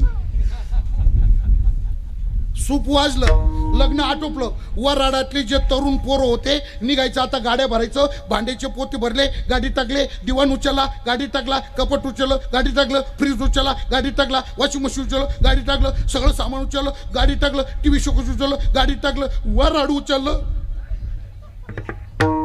आणि निघाले महाराज. नवरी सगळ्यांच्या पाया पडली, सगळ्यांच्या गाठी भेटी घेतल्या आणि सर्वांच्या पाया पडून नवरी गेली. सासरी गेली. तिकडं 2-3 दिवस झाले, सत्यनारायण झाला, त्यांचे देवदेव झाले. ती मुलगी परत मुळाला आली. नंतर नव्या नवरीचे 5 मुळं राहतात. नव्या नवरीचे मुळं किती राहतात? 5 मुळं राहतात ना. मग 5 मुळं. ती पोरगी गेली आली, गेली आली, गेली आली, गेली आली, गेली. झाले 5 झाले का? एखादं राहील बरं का. पहिले 5 मुळं तिचे झाले. आणि ते 5 मुळं झाल्यानंतर 6व्या मुळाला मुलगी गेली. आणि जेव्हा तिला प्रत्यक्ष नांदाईचा प्रसंग आला तेव्हा तिला कळालं नवरा यार आळशी, काही उपयोगाचा नाही, अजिबात कामाचा नाही. त्याचा एकच उद्योग, रात्री 8ला जेवून झोपायचा, सकाळी 8ला उठायचा, उठला का दात घासायचा, चहा घ्यायचा, बाहेर जाऊन यायचा, आंघोळ करायचा, 10ला जेवायचा, पुन्हा झोपायचा, 4ला उठायचा, चहा पाणी घ्यायचा, पुन्हा झोपायचा, रात्री 8ला उठायचा, जेवायचा, पुन्हा झोपायचा, सकाळी उठायचा, दातबीत घासायचा, बाहेर जाऊन यायचा, आंघोळ पांघोळ चालू द्या सकाळपर्यंत. मुलीला खूप वाईट वाटलं. मुलीने तिकडून बापाला पत्र लिहिलं, राजमान्य राजश्री तीर्थस्वरूप दादा यांच्या चरणी आपली आभागी बीबी हिचा शिर साटंग दंडवत विनंती विशेष पत्र लिहिण्यास कारण माझं कोटकोट कल्याण व्हावं या सद्भावनेतून एवढं 250 किलोमीटर हे स्थळ पाहून इतक्या लांब तुम्ही मला दिलं. इकडं आपले कोणी पाहुणे नाही, रावळे नाही, पालवाला पालव नाही, धाग्याला धागा नाही, पदराला पदर नाही, इकडं कोणी नाही, एकटीला आणून टाकलं. पण माझं कल्याण व्हावं ही तुमची सद्भावना. पण हरकत नाही दादा. आणि इथं काही कमी नाही. सासरा तर बापापेक्षा प्रेम करतो. अरे सासू तर माझी सख्खी आई करीत नाही, एवढं मला जीव लावती. बाकीचं काही बोलायचंच नाही. घरात कशाची कमतरता नाही. पण ज्याच्या करता त्या कुळाचा त्याग करून ह्या कुळात मी आले, तो नवरा यार आळशी, तो काहीच करीत नाही. आता मी काय करू? त्याच्यामुळे माझी तुम्हाला विनंती आहे, तुम्ही चिंचवड गावमध्ये जेवत असले तर हात धुवायला ना शिकला या. कळावी आपली आभागी बेबी. पत्र हातात पडलं. नवरीच्या बापाला वाईट वाटलं. त्यांनी काय केलं, 4-5 गाड्या भाड्याने केल्या, जडजड माणसं घेतली. अशा टायमाला कोणी नेऊन चालत नाही महाराज. तिथं महाराज लोक नेऊन काय उपयोग आहे? तिथं काय रामकृष्ण हरी करायचं आहे का? तिथं इम्प्रेसिव्ह माणसं लागतात, वजनदार. आणि नेले बुवा, 4-5 गाड्या आल्या. एकाएकी पाहुणे आले. नवऱ्याच्या बापाला आश्चर्य वाटलं, काय पाहुणे आले, काय प्रकार झाला? म्हटलं का हो? आणि मग त्यावेळी वधू पित्यानं वरपित्यावर आरोप केला, पाहुणे राव फसवलंय तुम्ही आम्हाला. नवरदेवाचा बाप म्हटला तोंड सांभाळून बोला, कोणी फसवलं, कोणाला फसवलं, काय फसवलं, कधी फसवलं, काय बोलतो तुम्ही? नवरीचा बाप म्हटला सुपारीच्या कार्यक्रमात 300 लोकांमध्ये सांगितलं, मुलाचा फार मोठा उद्योग आहे, सारखा देत असतो घेत असतो, हे पोरीचं पत्र वाचा. त्यावेळी नवरदेवाचा बाप म्हटला पत्र मला काही दाखवू नका, ते मला माहित नाही. मी सांगितलं तेच खरं. त्याच्या बेडरूम मध्ये जाऊन पहा, त्याचं देणं घेणं चालूच आहे. खरंच मिनिटाची फुरसत नाही, त्याचं देणं घेणं चालूच आहे. आता सध्या तो देतोय आणि घेतोय. आणि मग पोरीच्या बापाची टूप पेटली. तो म्हटला देतो आणि घेतो, देणं घेणं चालू आहे, पण काय देतो आणि काय घेतो? तेव्हा तो झोपा घेतो आणि जांभळ्या देतो. बस त्याचा तेवढाच उद्योग. त्याचा म्हणजे मी तुम्हाला इतकं लांबलचक का बरं बोललो? एकच गोष्ट पुन्हा पुन्हा करणं, तिचं नाव आहे धंदा. संतांच्या जीवनात नामस्मरण हा धंदा का ठरला? तर रात्रंदिवस यावत जन्म अहोरात्र संतांच्या जीवनात नामस्मरणा वाचून दुसरं काहीच नसतं. म्हणून नामचिंतन हा संत जीवनाचा धंदा.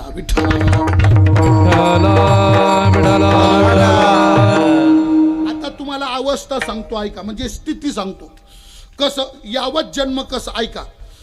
संत जागे असले तरी नामस्मरण चालू. 1 ऐका बरं का, जागे असले तरी नामस्मरण चालू. 2 झोपले तरी नामस्मरण चालू. 3 स्वप्नात गेले तरी नामस्मरण चालू. 4 सुषुप्तीत गेले तरी नामस्मरण चालू. 5 तुर्यगा समाधीत गेले तरी नामस्मरण चालू. आणि 6 मरून पडले तरी नामस्मरण चालू. मंगळवेड्याची वेस कोसळली, दगडी वेस होती, कोसळली, अपघात झाला. शेकडो कारागीर त्या दगडाखाली चेंगरून मेले. त्याच्यात चोखोबारायचा नंबर लागला. भगवंताला वार्ता कळाली. भगवान अंतःकरणात खिन्न झाले. देवाचे डोळे अश्रूंनी डबडबले. भगवान रडायला लागले. नामदेवराय आले. देवानी भगवंताची खिन्नता नामदेवरायांनी पाहिली. विचारलं देवा काय भानगड आहे, काय झालं, का रडता? देवा कसलं दुःख आहे, का शोक आहे हा? आणि मग सांगितलं नामा चांगलं नाही झालं बाबा, चांगलं नाही झालं. झालं काय, माझा अंतरंगात रंगलेला एक अंतरंग भक्त चोखोबार आहे, त्या मंगळवेड्याच्या वेशीच्या अपघातात त्याचा देहांत झाला. नामदेवरायाला वाईट वाटलं, नामदेवरायाचे डोळे अश्रूने डबडबले. त्यावेळी भगवान म्हटले नामा एक काम करतो का? म्हणजे काय, जरा मंगळवेढ्याला जाऊन माझ्या चोखोबाच्या अस्थी घेऊन येतो का, हाडं आणतो का, आपल्याबरोबर इथं महाद्वारात समाधी देऊ त्याला, समाधीच्या रूपाने आपल्याबरोबर राहील तो, जातो का, हाडं आणतो का? नामदेव महाराज देवाला म्हटले देवा तू पण कधी कधी असं बोलवतो ना माणसाने ऐकतच राहावा. भगवान म्हटले कस काय? अरे शेकडो माणसं मेले, हाडाचा ढीग झालाय तिथं, आणि त्या ढिगामध्ये हेच हाडं चोखोबाचे ओळखायचे कसे काय? चोखोबाच्या हाडावर काही लेबल आहे का, हा पांडुरंग फॅक्टरीचा माल आहे म्हणून? भगवान म्हटले लेबल आहे. कोणत्या कंपनीचा माल बिगर लेबलचा आहे? प्रत्येक कंपनीच्या मालाला लेबल असतंच, आमच्याही कंपनीच्या मालाला लेबल आहेच. फक्त फरक इतकाच आहे, सगळ्या कंपन्यांचे लेबल बाहेरून राहतात, आमच्या कंपनीचं लेबल अंडरग्राऊंड आहे, कंपनीचं लेबल आतून आहे. इथं अडचण एक आहे, लेबल आतून असल्यामुळं बहिरंग दृष्टी ज्याला त्याला ते लेबल पाहता येत नाही, अंतरंग दृष्टी ज्याच्याकडं त्याला ते लेबल पाहता येतं. विठ्ठला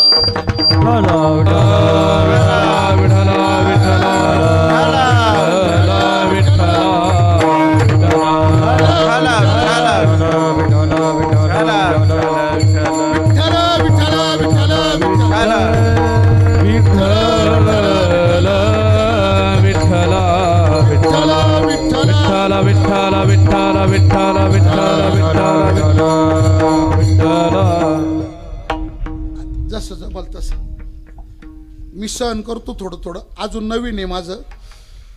असू द्या असू द्या, शेवटी आपलं काय ठरलंय, देह जावो अथवा राहो, आहे की नाही? हा विठ्ठला विठ्ठला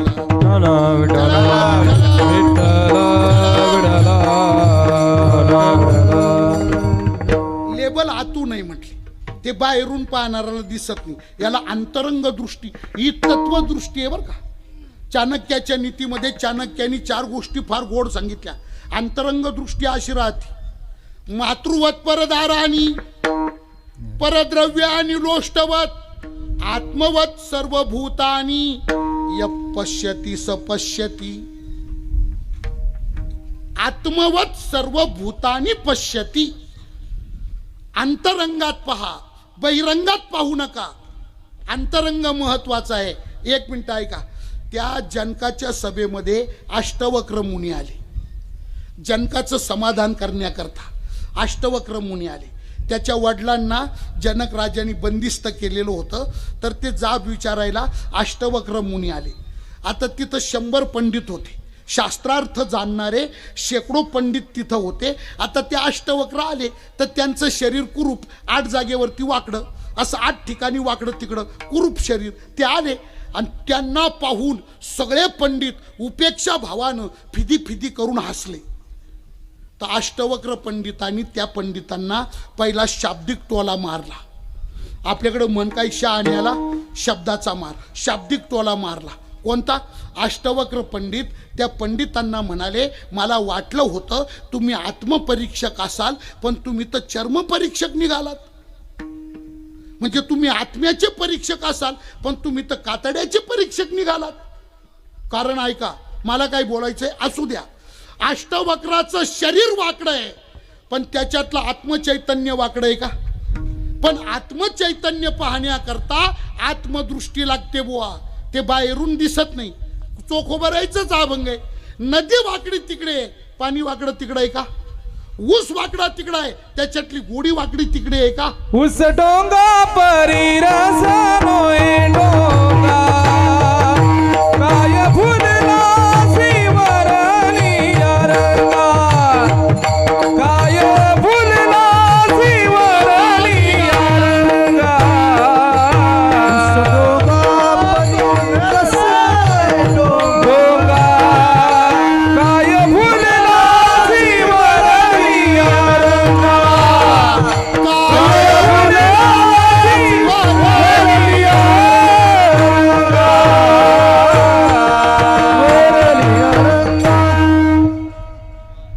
चोखोबरायचंच अभंग आहे. नदी डोंगी परी तीर नये डोंगा, नदी डोंगी परी तीर नये डोंगा. अरे नदी वाकडी, मग एक तसं शरीर वाकडं तिकडे, पण चैतन्य काय झालं. एक पोरगा ग्रॅज्युएट झाला, पोस्ट ग्रॅज्युएट झाला, ॲप्लिकेशन करू करू थकला, ऑर्डरच येईना, जॉबच लागेना, अर्ज करून करून मुलाखती देऊन देऊन जाम झाला, इंटरव्ह्यू देऊन देऊन शेवटी वैतागला, कंटाळला आणि त्यांनी डायरेक्ट निर्णय घेतला, आपली शेती जिंदाबाद. सगळे कागदपत्र फायली दिल्या फेकून आला घरी. तर बाप नेमका बाजरी पेरायला निघाला होता, पांबर गाडीत घातली होती, बी भरण घेतलं होतं, गाडीत झोपायचं काम चाललं होतं, बैला गाळा घालीत होता आणि पोरगा आला. सांगितलं दादा आता तुम्ही काम करायचं नाही, मस्त केलं, भरपूर केलं, आयुष्यभर केलं, आता मी आलो, आता मी काम करणार आणि तुम्ही फक्त खायचं प्यायचं, कौतुकानं काय चाललं ते पाहायचं, टेन्शन घ्यायचं नाही, द्या म्हटलं इकडं. आणि घेतली गाडी आणि गेला वावरात पांबर घेऊन, बैलगाडी घेऊन. कशाला? पेरायला, बाजरी पेरायला. कधी आवतंय हाकलेलं नाही, शेती कामाचा अनुभव नाही, आवतंय हाकलेलं नाही आणि डायरेक्ट चाड्यावर मूठ, डायरेक्ट पांबर घेऊन. आता शेती काम जरी असलं तर ते बोगस आहे का? त्यालाही तंत्र आहे, शास्त्र आहे त्याला सुद्धा. अरे साधं आवत हाकायचं तर आवताचं तास कसं पडलं पाहिजे, ह्या बांधाची त्या बांधाला, ह्या मेराची त्या मेराला आवत कसं गेलं पाहिजे, शास्त्र आहे का नाही त्याला? अहो कसं आहे आवत हाकूनचा, रोडच्या कडेला वावर, रहदारीचा रस्ता, लोक येतात जातात आणि तो लागला पांबर गळा घातली आणि बाजरी पेरायला लागला तर त्याचे ते बाजरीचे तास साप खेळल्यावानी वाकडे तिकडे वाकडे तिकडे वाकडे तिकडे पडायला लागले, सगळे तास वाकडे तिकडे. 4 वाजता बापाला वाटलं कसं काय पेरतो म्हणून बाप पाहायला आला, सगळे तास वाकडे तिकडे पडलेले. बापाला राग आला, बाप त्याला म्हटला मूर्ख गध्या, अरे बाजरी पेरतो का आट्या पाटे खेळतो? पोराला बापाचा राग आला. पोरगा म्हटला राव दुसऱ्यांची कार्टे कामं करते नाही, गुटके खाऊन गावात येणार, त्या कोणाचा प्रचार करू राहिले ते? आणि मी इथं बाजरी पेरतो ना, माझ्यावर उपसला. तो म्हटला म्हाताऱ्या बाजरी पेरतो ना, आंधळा आहे का, दिसत नाही का, डोळे नाही का तुला, अरे बाजरीच पेरतो ना. आणि मग बाप म्हटला अरे बाबा बाजरी पेरतो पण तास किती वाकडे पडले. पोरगा लगेच म्हणे दादा अरे जरी तास वाकडे पडले म्हणून काही कंस वाकडे येणार आहे का? तास होऊ द्या वाकडे, बाजरीचे कंस वाकडे होणार आहे का? तसं अष्टवक्राचं शरीर असू दे वाकडं, चैतन्य वाकडं आहे का? पण ते बाहेरून पाहून दिसत नाही, ते अंतरंगात आहे. भगवान म्हटले नामा लेबल आहे, अंतरंगात आहे. बघायचं कसं? जा हाड उचलून कानाला लाव, ज्याच्यात तू जय विठ्ठल श्री विठ्ठल जय विठ्ठल श्री विठ्ठल जय विठ्ठल श्री विठ्ठल जय विठ्ठल श्री विठ्ठल जय विठ्ठल श्री विठ्ठल, ज्याच्यातून ध्वनी येईल ते हाड माझ्या चोखोबरायचं. जा आले नामदेवराय, खरंच हाडांचा ढीग होता. उचललं हाडूक, लावलं कानाला, hello hello hello, no reply, आणि जाऊ द्या. नो रिप्लाय म्हणजे हे ममदेचं आहे, आणि जाऊ द्या. दुसरं हॅलो जय विठ्ठल श्री विठ्ठल. नामदेवराय सगळे हाडं घेऊन पंढरीला आले. मी का बोललो तुम्हाला? मरून पडले तरी नामस्मरण चालू. त्याच्या अलीकडे या, समाधीत असले तरी नामस्मरण चालू. त्याच्या अलीकडे बघा, सुषुप्तीत असले तरी नामस्मरण चालू. त्याच्या अलीकडे बघा, स्वप्नात असले तरी नामस्मरण चालू. महाराज स्वप्न सुद्धा नामचिंतनाचं ओ. पांडुरंग ध्यानी पांडुरंग ध्यानी पांडुरंग मनी पांडुरंग ध्यानी पांडुरंग मनी हे पांडुरंग ध्यानी पांडुरंग ध्यानी पांडुरंग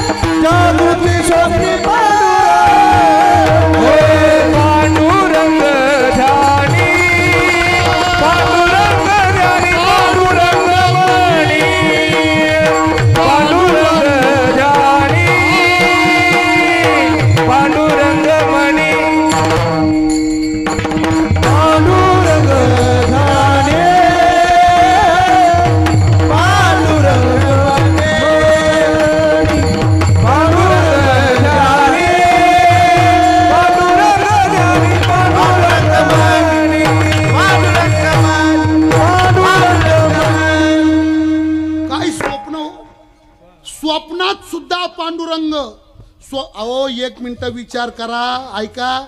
आपल्याला स्वप्न सुद्धा चांगले पडत नाही ना राव. पडतात का चांगले स्वप्न? काही काहींच्या स्वप्नात असे विषारी सापच येतात, जागी सार बळतो.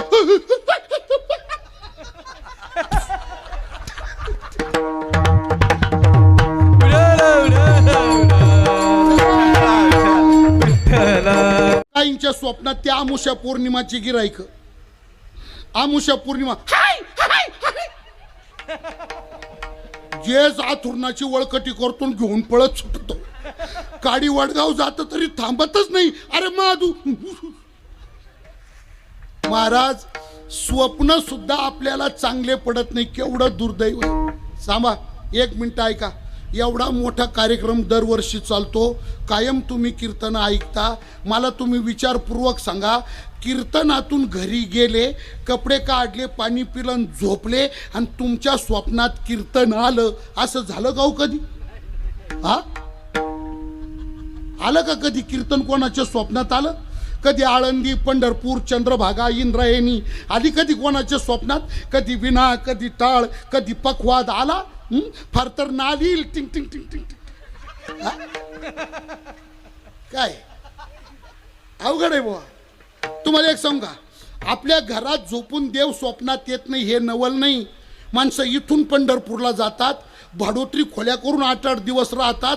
मग नको नको आमच्या घरी स्वप्नात येऊ, पण पंढरपुरात मुक्काम केल्यावर तो पांडुरंग स्वप्नात यावा का नाही? बोला ना. इथं मरू द्या, पंढरपुरात झोपल्यावर तो पांडुरंग स्वप्नात यावा का नाही? येतो का कोणाच्या? येतो का कोणाच्या? पंढरपुरात स्वप्न पडत नाही का? पंढरपुरात झोपलेल्याला स्वप्न पडत नाही का? पडतात. पांडुरंग स्वप्नात येतो का कोणाच्या? नाही. मग इथलीच काळी गायन भांड वासरू. दिवसभर फिरले फिरले फिरले यात्रेमध्ये, जाम थकले, रात्री 10 वाजता जेवले, झोपले. एका खोलीमध्ये 7-8 जण होते, दाटीवाटी करून पडले आणि 2-2:30 वाजता त्याला स्वप्न पडलं, वासरू लागलं प्यायला आणि असा आरबळला मोठ्याने, औषा औषा औषा औषा. याच्या वरडण्याने सगळे टाटा टाटा उठले. त्याच्या तोंडावर पाणी शिपडलं, त्याला उठून बसवलं. माधू काय रे? तोंडी वासरू प्यायला लागलं रे पंढरपुरात. अरे चिंचवड गाव कुठं? तुझं खळं कुठं? गाय कुठं? वासरू कुठं? पंढरपूर कुठं? दुर्दैव. संतांच्या स्वप्नाचं चिंतन करा. जागृती पांडुरंग, स्वप्नी पांडुरंग. स्वप्नात सुद्धा नामस्मरण आहे. विठ्ठला विठ्ठला.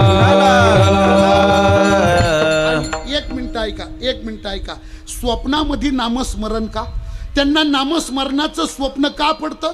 तर त्याचं उत्तर आहे, जागृतीत अखंड नामस्मरण आहे म्हणून स्वप्न नामस्मरणाचं आहे. गोविंद आसनी गोविंद शयनी, गोविंद आसनी गोविंद शयनी, गोविंद आसनी गोविंद शयनी, गोविंद आसनी गोविंद शयनी, गोविंद गमनी बैसला से, बैसला से, बैसला से, गोविंद आसनी गोविंद शयनी, गोविंद आसनी गोविंद शयनी, गोविंद आसनी गोविंद शयनी, गोविंद शयनी.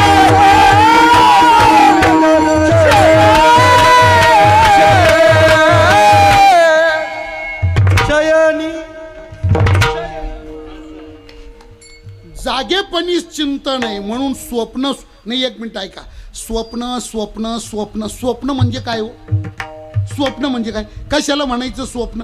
ज्ञानोबारायांनी स्वप्नाची व्याख्या 8व्या अध्यायात गोड सांगितली बघा. ज्ञानोबाराय म्हणतात, आणि जागता जव आशिजे, जेणे ध्याने भावना भावीजे, डोळा लागत खेवो देखीजे, तेची स्वप्न. स्वप्न म्हणजे काय? जागेपणी माणूस ज्या गोष्टीचं चिंतन करतो, झोपलं का त्याला ते स्वप्न पडतं. स्वप्न म्हणजे वेगळं काय? स्वप्न नवीन दुनिया आहे का? नाही. आपण जागेपणी ज्याचं स्मरण करतो, झोपलं का ते स्वप्नात येतं. एक माणूस परिस्थितीने फार गरीब होता, इतका गरीब होता, इतका गरीब होता, इतका गरीब होता. किती? सायकल पंक्चर आहे तर सायकलचं पंक्चर काढायला 50 रुपये खिशात नाही. महिना झाला सायकल धूळ खात पडली. पंक्चर काढायला 50 रुपये खिशात नाही. एवढा गरीब झोपडीमध्ये राहायचा, पण मनाने फार श्रीमंत. मनात विचार करायचा, गाडी घ्यायची, होंडाचीच घ्यायची, मोटरसायकल घ्यायची, होंडाचीच घ्यायची. किती पैसे लागू दे, 1.25 लाख लागू दे, 1.5 लाख लागू दे, 2 लाख लागू दे, गाडी तर घ्यायची, होंडाचीच गाडी घ्यायची. आणि थंडीचे दिवस नवरा बायको दोघं झोपले आणि वंडा करीत झोपला. आता सगळा संसार आपरा चिपरा. बाडदानावर झोपलेले, एकच गोधडी पांग राहिला, ती आपरी चिपरी. डोक्याकडून ओढली का पाय उघडे पडायचे, पायाकडून ओढली का डोकं उघडं पडायचं. नवऱ्यानी ओढली का बायको अर्धी उघडी पडायची, बायकोनी ओढली का नवरा अर्धा उघडा. गाठ. डिसेंबरचा महिना, कडाक्याची थंडी. आणि तो वंडा करीत झोपला. आणि त्याला स्वप्न पडलं, वंडाच्या शोरूममध्ये गेला, काउंटर कॅश पेमेंट दिलं, त्यांनी गाडी तयार केली, त्याच्या ताब्यात गाडी दिली. गाडीचं तंत्र त्याला सगळं समजून सांगितलं. तो म्हटलंय बघा, स्विच लावायचा, स्विच ऑन करायचा, हिरवा लाईट लागणार. मग काय करायचं, गाडीवर बसायचं आणि डाव्या पायाखाली जो चमचा आहे तो मागं दाबायचा, टाचेने दाबायचा, गाडी न्यूट्रल करायची. गाडी न्यूट्रल झाली का मग उजव्या पायाखालची किक आहे ती बाहेर काढायची, किक मारायची. कारण त्या बटन स्टार्ट गाड्या नाही, स्विच स्टार्ट नाही, इलेक्ट्रॉनिक नाही. पूर्वीच्या गाड्या किक स्टार्ट होत्या. मग ती किक बाहेर काढायची, किक मारायची, किक आतमध्ये लुटून द्यायची. उजव्या हाताची मूठ थोडी पिळायची, थोडी पिळायची, किंचित पिळायची. आणि मग थोडा मोसम आला तर मग डाव्या हाताचा जो क्लच आहे तो एकदम पॅक दाबून धरायचा, उजवी मूठ थोडी पिळायची. आणि मग डाव्या पायाखालचा जो चमचा तो अंगठ्याच्या बाजूने थोडा दाबायचा. कट आवाज येणार, पहिला गिअर पडला का मग काय करायचं, डाव्या हाताची मूठ थोडी सोडायची, उजव्या हाताची थोडी पिळायची, ही थोडी सोडायची, ही थोडी पिळायची, ही थोडी. असं तंत्र नाही देवाय. भस्कन सोडशील आणि धस्कन भीतीवर आदळशील, जाशील 12च्या भावात. तो म्हटलं काळजी न करू, मला सगळं माहिती आहे. मग ती गाडी त्याच्या ताब्यात दिली, त्यांनी किक मारली. गाडी घेऊन बाजारात आला, हार घेतला, फुलं घेतले, गुलाल घेतला, उदबत्ती घेतल्या, नारळ घेतलं, पेड्यांच्या पुडा घेतला, सगळं पूजेचं साहित्य घेतलं, गावात आला. अख्ख्या चिंचवड गावमध्ये कोणाचीच गाडी नाही आणि त्याची एकट्याचीच गाडी. कोणालाच मोटरसायकल कशी राहते माहीत नाही. आणि पहिल्यांदाच गावात गाडी आली, त्याची गाडी पाहायला हे जत्रा भरली. हय गाव, लेकरं बाळं, म्हातारे कोतारे, बाया माणसं त्याच्या घरापुढं हय टोबा गर्दी. गाडी आली. सगळे कुतूहलाने गाडी पाहत होते. बायकोनी देवाचं पाण्याचा गडवा भरून घेतला, तांब्याचं तांब घेतलं, गंधाचं कुंकाचं गण केला, अक्षता वगैरे घेतला, एका वाटीमध्ये साखर घेतली, एका वाटीमध्ये धणे घेतले, नारळ घेतलं. बायको आली आणि ते मडगारड्यावर पाणी टाकलं, टायरवर पाणी टाकलं, खोपड्यावर पाणी टाकलं, खोपड्यावर स्वस्तिक काढलं, मडगारड्यावर स्वस्तिक काढलं. आणि मग त्याला हारबीर घातला, उदबत्त्या ओवळल्या, निरंजनी ओवळली, नारळ फोडलं, एक कुटकान पेढा ठेवला. आणि मग शेजारीच हावभाव होता, याला कुंकुम तिलक केलं, अक्षर लावल्या, त्याला औक्षण केलं, त्याच्या गळ्यात हार घातला. सगळ्यांना खोबऱ्याचं कुटकान पेढे सगळ्यांना वाटून दिले. पूजा झाली. आणि आता बायकोला घेऊन पहिला चक्कर गावात मारायचा ना, फर्स्ट राऊंड बायकोला डबल शीट घेऊन पहिला राऊंड गावात मारायचा ना. आणि हे कुठं चाललंय सगळं, चिंचवड गावात नाही, हां स्वप्नात. आणि मग जसं काही तो गाडीवर बसला, स्विच ऑन केला, गाडी न्यूट्रल केली, बायको जशी काही मागं बसली तो पुढं बसला, बायको मागं बसली, किक बाहेर काढली. आणि किक बाहेर काढून किक मारण्याकरता पाय वर उचलला आणि लात झाडली. आणि जशी त्यांनी लात झाडली, टर गोधडी फाटली. लात झाडली तशी टराटर गोधडी फाटली. आता गोधडी फाटली तर बायको उठली. हे वागाने झालं ना. आता स्वतंत्र गोधडी फाटली, टर बायको उठली. बायकोला वाटलं काय झालं. बायकून त्याला हलवलं, जागं केलं. ओ बाब्याची बाप, काय लाता झाडू राहिले, गोधडी फाटली, काय झालं तुम्हाला. आता तो अर्धवट स्वप्नात, अर्धवट जागा. काय झालं, का लाता झाडता, गोधडी फाटली. तो म्हटला तिकडं काही हो, तू पक्की धरून बस, तू ढिल्ली राहू नको, तू पक्की धरून बस, तिकडं काही होऊ दे, तू पक्की धरून बस. मी कशा करता बोललो. स्वप्न म्हणजे काय हो, जागता जवाशी जेने ध्याने भावना भावीजे, डोळा लागत खेवू देखीजे, तेचे स्वप्न. संतांच्या स्वप्नात नामस्मरण, कशाचा परिणाम, जागृतीत नामस्मरण. मी ऐका, मरून पडले तरी, समाधीत गेले तरी, सुषुप्तीत असले तरी, स्वप्नात असले तरी, झोपले तरी आणि जागे असले तरी संतांच्या जीवनात नामस्मरण बंद नाही, अखंड नामस्मरण. अंतरी विश्वास अखंड नामाचा, अंतरी विश्वास अखंड नामाचा, अंतरी विश्वास अखंड नामाचा, अंतरी विश्वास अखंड नामाचा, अंतरी विश्वास अखंड नामाचा, अंतरी विश्वास अखंड नामाचा, अंतरी विश्वास अखंड नामाचा, अंतरी विश्वास अखंड नामाचा. काया मनवात हेची रे, काया मनवात हेची रे, काया मनवात हेची रे, अंतरी विश्वास अखंड नामाचा, अंतरी विश्वास अखंड नामाचा. काया मने वाचा हेची करी, काया मने वाचा हेची करी, काया मने वाचा हेची करी, तरी विश्वास अखंड नामाचा, अंतरी विश्वास अखंड नामाचा.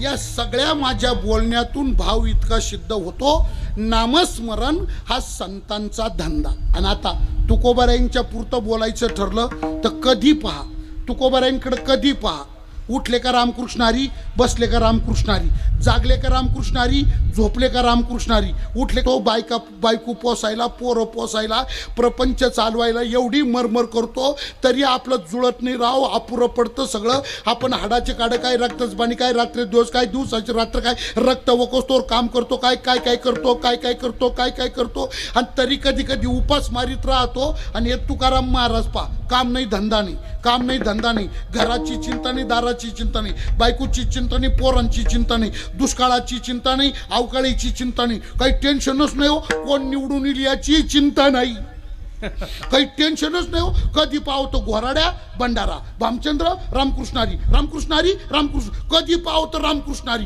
कधी पावतो रामकृष्णारी. अरे आपण एवढी मरमर करतो, आपल्याला पोटभर खायला मिळत नाही, आणि हे अजिबात पोटा पाण्याची चिंता न करता सदा सर्व काळ भगवंताचंच भजन करतात. यांना काही भेटत असेल का रे, याच्यातून काही भेटत असेल? तो म्हणे एक काम करू ना, आपल्यात भुईफोड करण्यापेक्षा त्यांनाच विचारू ना प्रत्यक्ष. मग ते 10-5 जण तुकाराम महाराजांपाशी आले आणि त्यांनी विचारलं, महाराज एवढी मरमर करतो आम्ही तरी आम्हाला पुरवठा पडत नाही आणि तुम्ही काहीच करीत नाही, अखंड नामस्मरण करता, याच्यातून तुम्हाला काही भेटत का? काही भेटत? तुकाराम महाराज म्हटले, भल्याग्रस्तांनो, काही भेटत असल्याशिवाय मी सगळं सोडून हे करतो का? काही मिळत असल्याशिवाय. आता हे सुद्धा विचारणं कसं आहे सांगू का? एका जणांनी किराणा दुकान टाकलं, 4-5 वर्ष झाली, शिट्टपरी होती छोटी, 4-5 वर्ष झाले. त्या दुकानावर त्यांनी माडी बांधली, 4 चाकी गाडी घेतली, 5 एकर जमीन घेतली, आणि मग 5 वर्षांनी 1-1.5 आणा त्याला विचारायला, तो माधू हे 4-5 डबडे मांडून बसला, याच्यातून तुला काही भेटत घरी? तो दुकानदार म्हणी, मी तांब्या घेऊन कधी तुझ्या घरी जेवायला आलो घरी? काही भेटत असल्याशिवाय मी करतो का? तसं तुकोबार आहे. अरे आम्ही एवढं करतो मरमर तरी आम्हाला पोटाला पोटभर मिळत नाही, आणि तुम्ही पोटा पाण्याची काही चिंता न करता सदा सर्व काळ अखंड नामस्मरण करता, याच्यातून तुम्हाला काही भेटतं का हो? तुकाराम महाराज म्हटले, बा सज्जनांनो, काही भेटत असल्याशिवाय सगळं सोडून मी नामस्मरण करतो का? लोक म्हटले, तेच आम्हाला तेच ऐकायचंय का? या नामचिंतनातून तुम्हाला नेमकं काय मिळतं सांगा, काय मिळतं सांगा म्हटल्यावर तुकोबाराईंचं उत्तर गोड आहे. काय उत्तर? तुकोबाराई म्हणतात, ऐका, ज्याच्याशिवाय जीवन धकू शकत नाही, शब्द लक्षात घ्या, ज्याच्याशिवाय जीवन धकू शकत नाही आणि जगाच्या बाजारात जे तर कुठंच मिळत नाही असं जीवनावश्यक समाधान आम्हाला भगवंताच्या सतत नामचिंतनातून सतत हरिकथेतून प्राप्त होतं. म्हणून सगळं सोडून सदा सर्व काळ आम्ही भगवंताच्या नामाचा घोष करतो, त्याची कथा करतो आणि करीतच राहू. का? म्हणून त्यांनी चित्ताला सदा समाधान मिळतं. म्हणून काय करू? अभंगाचं पहिलं सदा नाम घोष करू हरि कथा. सदा नाम घोष करू हरि कथा. सदा नाम घोष करू हरि कथा. सदा नाम घोष करू हरि कथा. सदा नाम घोष करू हरि कथा. सदा नाम घोष करू हरि कथा.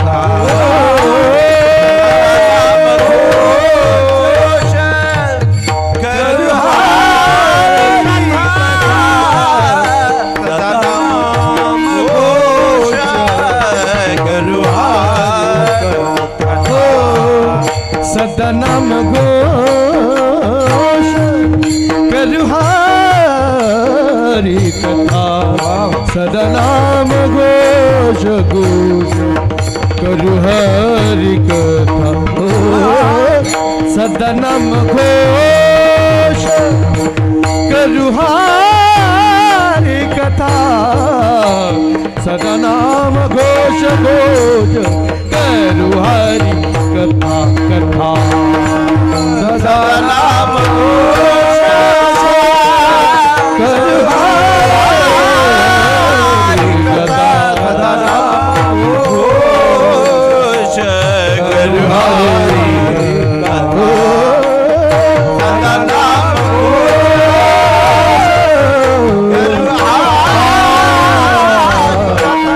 सदा नाम घोष करू सदा नाम घोष तेने सदा चित्ता समाधान समाधान. तेने सदा चित्ता समाधान. सर्व सुख ल्यालो सर्व अलंकार. सर्व सुख ल्यालो सर्व अलंकार. सर्व सुख ल्यालो सर्व अलंकार. सर्व सुख ल्यालो सर्व अलंकार. तेने सदा चित्ता समाधान समाधान.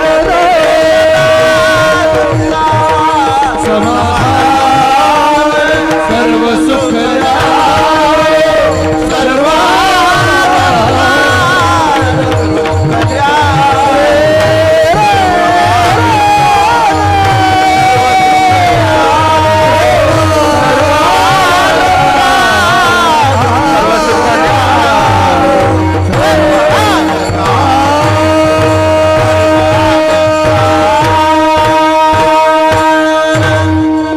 काय मिळतं?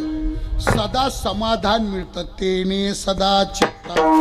मी शब्द काय वापरला लक्षात घ्या. ज्याच्याशिवाय जीवन धकत नाही आणि जे जगाच्या बाजारात कुठेच मिळत नाही ते जीवनावश्यक आहे, त्याचं नाव आहे समाधान. इच्छा आहे त्याची, मिळत नाही. महाराजांचं प्रमाण असं आहे, सर्व सुखाची या आशा जन्म गेला. सुखाच्या इच्छेतच मरतात माणसं. प्राप्ती कोणाकडंच नाही महाराज, कोणाकडंच नाही. इच्छा असून प्राप्ती का नाही? त्याचं कारण सांगतो, ऐका. इच्छा असून प्राप्ती का नाही? तर त्याचं कारण असं आहे, मृत्यूलोक आणि समाधान याच्यामध्ये आत्यंतिक अभाव आहे. या मृत्यूलोकामध्ये समाधान नावाची वस्तू, समाधान नावाचा पदार्थ या मृत्यूलोकामध्ये नाहीच. मृत्यू लोकात समाधानाचा आत्यंतिक अभाव आहे. नाहीच. ज्ञानोबारांनी अभाव सिद्धी करता सकाळी पारायण तो बी गेली तुमची बरं का.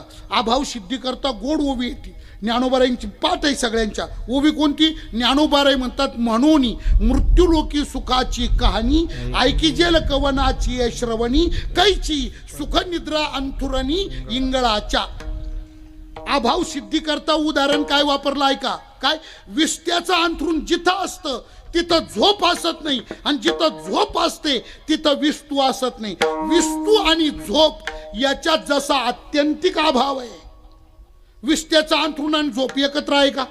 अहो तुम्हाला सांगतो, कसाही झोपाळे असू द्या, कसाही झोपाळे असू द्या, आणि तो म्हटला मी विस्तवाच्या अंथरुणावर झोपून दाखवतो. शहाणा आहे का तो? झोपला तर उठल का परत? कसाही झोप. आता कसाही झोपाळे म्हणजे झोपाळ्यांचे प्रकारे महाराज. आपण जसे हरिनाम सप्ते करतो ना, काही काही पठ्ठे झोपायचे सप्ते करतात. उठतच नाही काला झाल्याशिवाय झोपायचे सप्ते करतात. आपण जसे बघा, म्हणजे कशालाच उठत नाही. जेवण नाही, खावण नाही, चहा नाही, पाणी नाही, आंघोळ नाही, काय नाही काय नाही काय नाही. झोपला का झोपला, उठतच नाही 8-8 दिवस. एका मुंबईला होता, 5 दिवस त्याला सुट्टी मिळाली दिवाळीची. लक्ष्मीपूजनाच्या आदल्या दिवशी घरी आला, रात्री जेवण केलं, झोपला, उठलाच नाही. लक्ष्मीपूजनात दिवस गेला, संध्याकाळ झाली, लक्ष्मीपूजायची. बाईनी घर झाडलं झुडलं, साफसूची गेलं, नवी साडी घातली, पोरांना नवे कपडे घातले, पाट मांडला, रांगोळी काढली, लक्ष्मी मांडली, पूजा केली तरी हा उठलाच नाही. पुरणपोळीचा स्वयंपाक केला, पोरांनी फटाके फोडले, तिने शेवटी जेवण केले, झोपले. दुसरा दिवस उजेडला, हा उठलाच नाही. दुसरा दिवस बलिप्रतिपदा, दिवाळीचा पाडवा. काय करावं लागतं या दिवशी? वावळावं लागतं. कोणी कोणाला?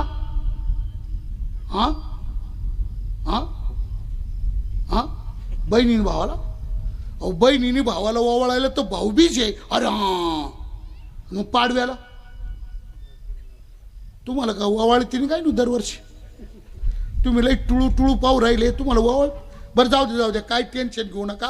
आलीच दिवाळी पुढं. आता बलिप्रतिपदे दिवशी लक्षात राहू द्या, आंघोळ करून 7 वाजता टाईट फाईट कपडे घालून राहायचं. 9-10 वाजेपर्यंत बायको तिच्या मनाने वावळी तिकडं पाहायचं. नाही वावळली तर आपण आठवण करू द्यायची, ए बलिप्रतिपदा, अरे वावळायचं नाही का?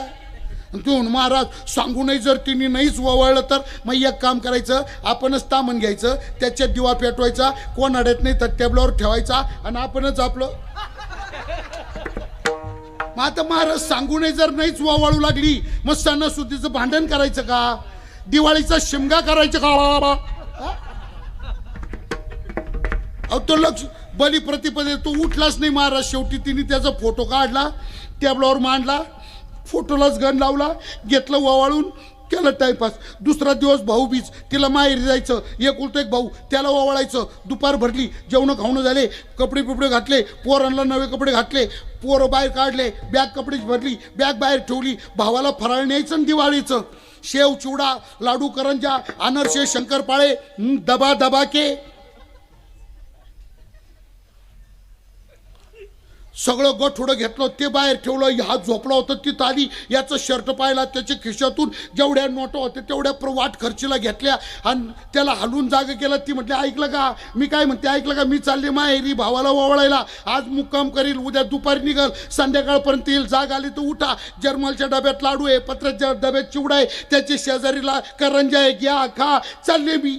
तो म्हटलं बर जाऊ नये म्हटलं, आणि तसंच झोपला, उठलाच नाही. आणि ती गेली माहेरी, मुक्काम झाला. बाकीच्या बहिणी आल्या, गप्पा गोष्टी झाल्या, आईबापाला भेटली, भावाला वावळलं. दुसऱ्या दिवशी उठली, आंघोळ पांघोळ झाली, पुरणपोळीचा स्वयंपाक झाला, दुपारी 2ला जेवण झाले, तिथून 4ला निघाली, 7 वाजता घरी आली. दरवाजा ढकलून मध्ये आली तर हा हरिभक्त झोपलेलाच.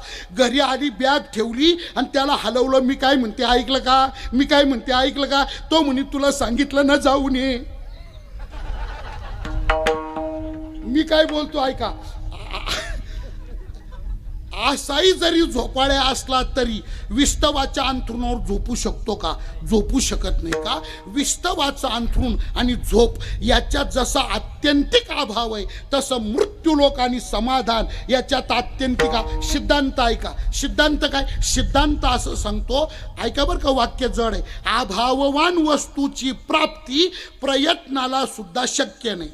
अभाववान वस्तू प्रयत्नाने सुद्धा प्राप्त होऊ शकत नाही. एक दोन वाक्य मी बोलतो, तुमच्या पुढे मला येत नाही, मी बोलतो, फक्त तुम्हाला काही लक्षात येतं का पहा, ऐका बरं का. काय शेषशृंग नाहीच आहे, मिळेल का? ख पुष्प नाहीच आहे, मिळेल का? वंद्यपुत्र नाहीच आहे, मिळेल का? शुक्ती रजत नाहीच आहे, मिळेल का? स्थाणुपुरुष नाहीच आहे, मिळेल का? मृगजळ नाहीच आहे, मिळेल का? रज्जू सर्प नाहीच आहे, मिळेल का? पण हे सारं आधी तुम्हाला कळेल का? ते महत्वाचं आहे. शशशृंग सशाला शिंग नाहीच आहे, ख पुष्प आकाशाला फुल नाहीच आहे. अरे नाहीच आहे, त्या मिळू तसं मृत्यू लोकात समाधान नाही. मी वाक्य काय वापरलं? ज्याच्याशिवाय जीवन धकू शकत नाही आणि जगाच्या बाजारात जे कुठंच मिळत नाही असं जीवनावश्यक समाधान भगवंताच्या सदा नामस्मरणातून आम्हाला मिळतं. आणि म्हणून झपाटल्यासारखे सगळं सोडून रात्रंदिवस सर्व काळ आम्ही फक्त ते आणि तेच करतो आणि तेच करणार. काय करणार? सदा नाम घोष करू हरी कथा. काय होणार? तेने सदा चित्ता समाधान, सर्व सुख ल्यालो सर्व अलंकार, आनंदे निर्भर डुल्लत सो विठोबा रघुमाई.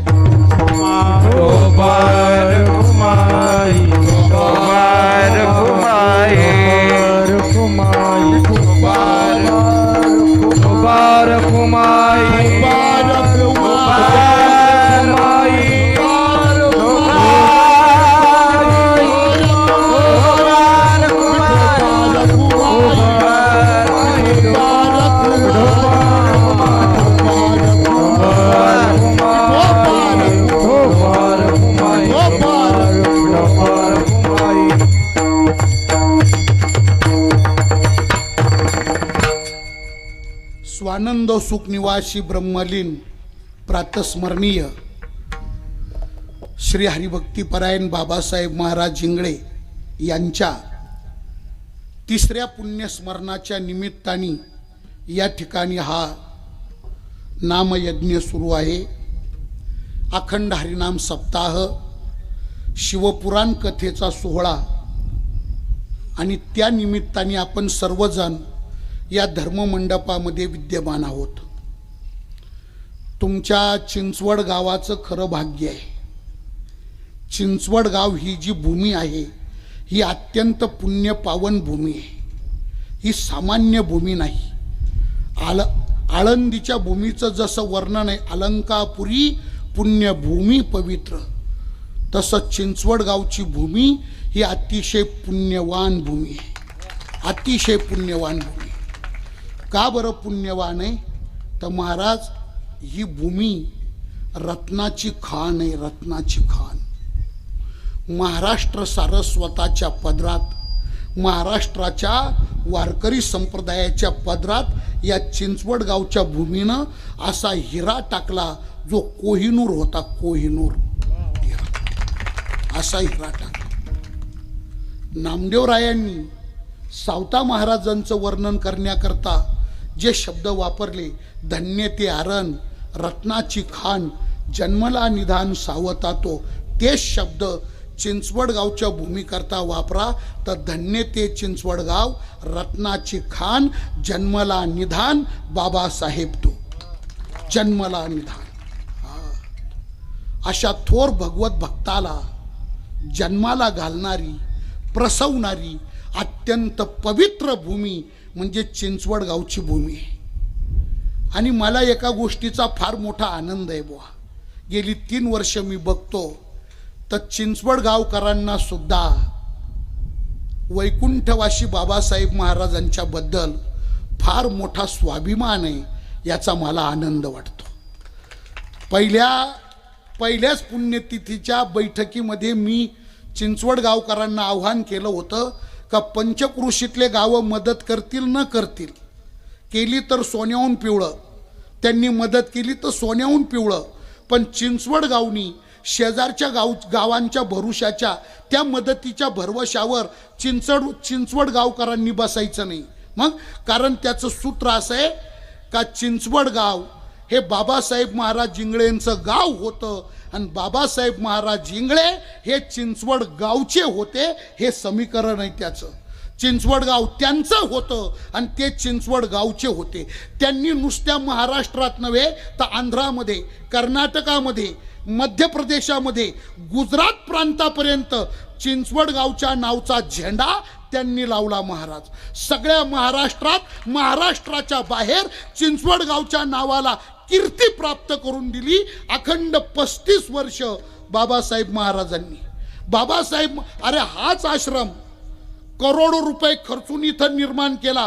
का निर्माण केला मी तुम्हाला सांगतो. हा आश्रम उभा राहताना महाराष्ट्रातून फक्त एकाच व्यक्तीचा विरोध होता, इथं करायचं नाही, आणि तो विरोधक मी आहे.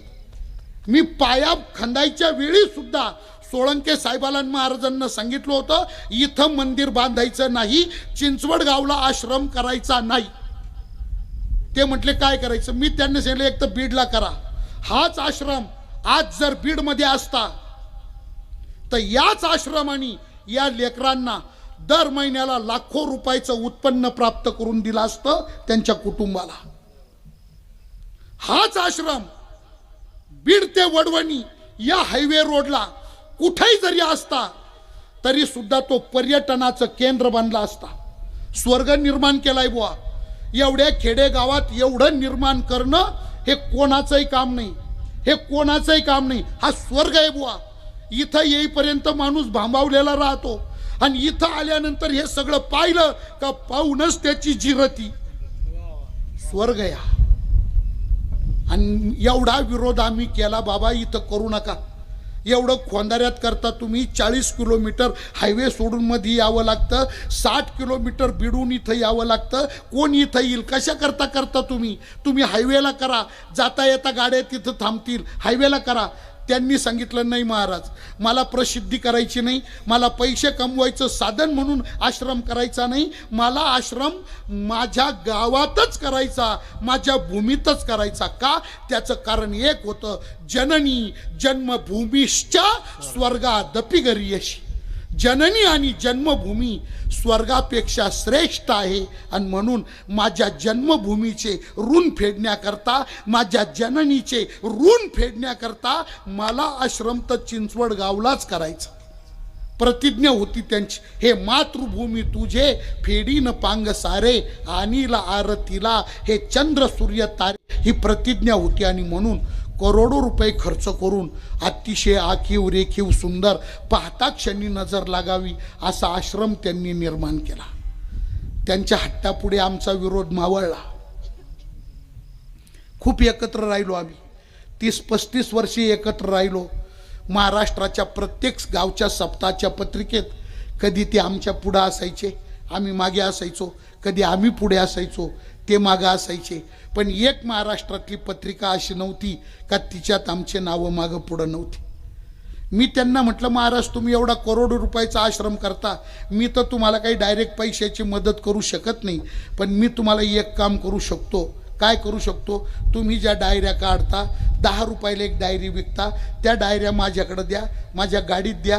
मी कीर्तन सुटल्यानंतर म्हणजे कीर्तन संपायच्या वेळी त्या डायऱ्यांचा प्रचार करीत जाईल आणि माझ्या कीर्तनात जेवढ्या डायऱ्या विकतील तेवढे पैसे तुमच्याकडे आणून जमा करून देत जाईल. त्याच्यानंतर मी तब्बल 3 वर्ष त्यांच्या डायऱ्या विकल्या. 3 वर्ष डायऱ्या विकल्या. माझ्या माहितीप्रमाणे 4.5-5 लाख रुपयाच्या डायऱ्या विकून मी त्यांना मदत करण्याचा प्रयत्न केला. मला बोलायचं काय, हा जीव पडलेला होता. महाराष्ट्रातला मी एक असा कीर्तनकार आहे का बीड जिल्ह्यामध्ये जेव्हा पण कीर्तनाला आलो तर मुक्काम फक्त इंगळे महाराजांच्या घरीच केला आणि जेवण फक्त इंगळे महाराजांच्या घरीच केलं. बंगला नव्हता, शाहूनगरचा प्लॉट नव्हता. तेव्हा पानसंबळ साहेबाच्या चाळीमध्ये छोट्याशा खोलीमध्ये भाडोत्री राहत होते. छोटे हे पोरं लहान होते.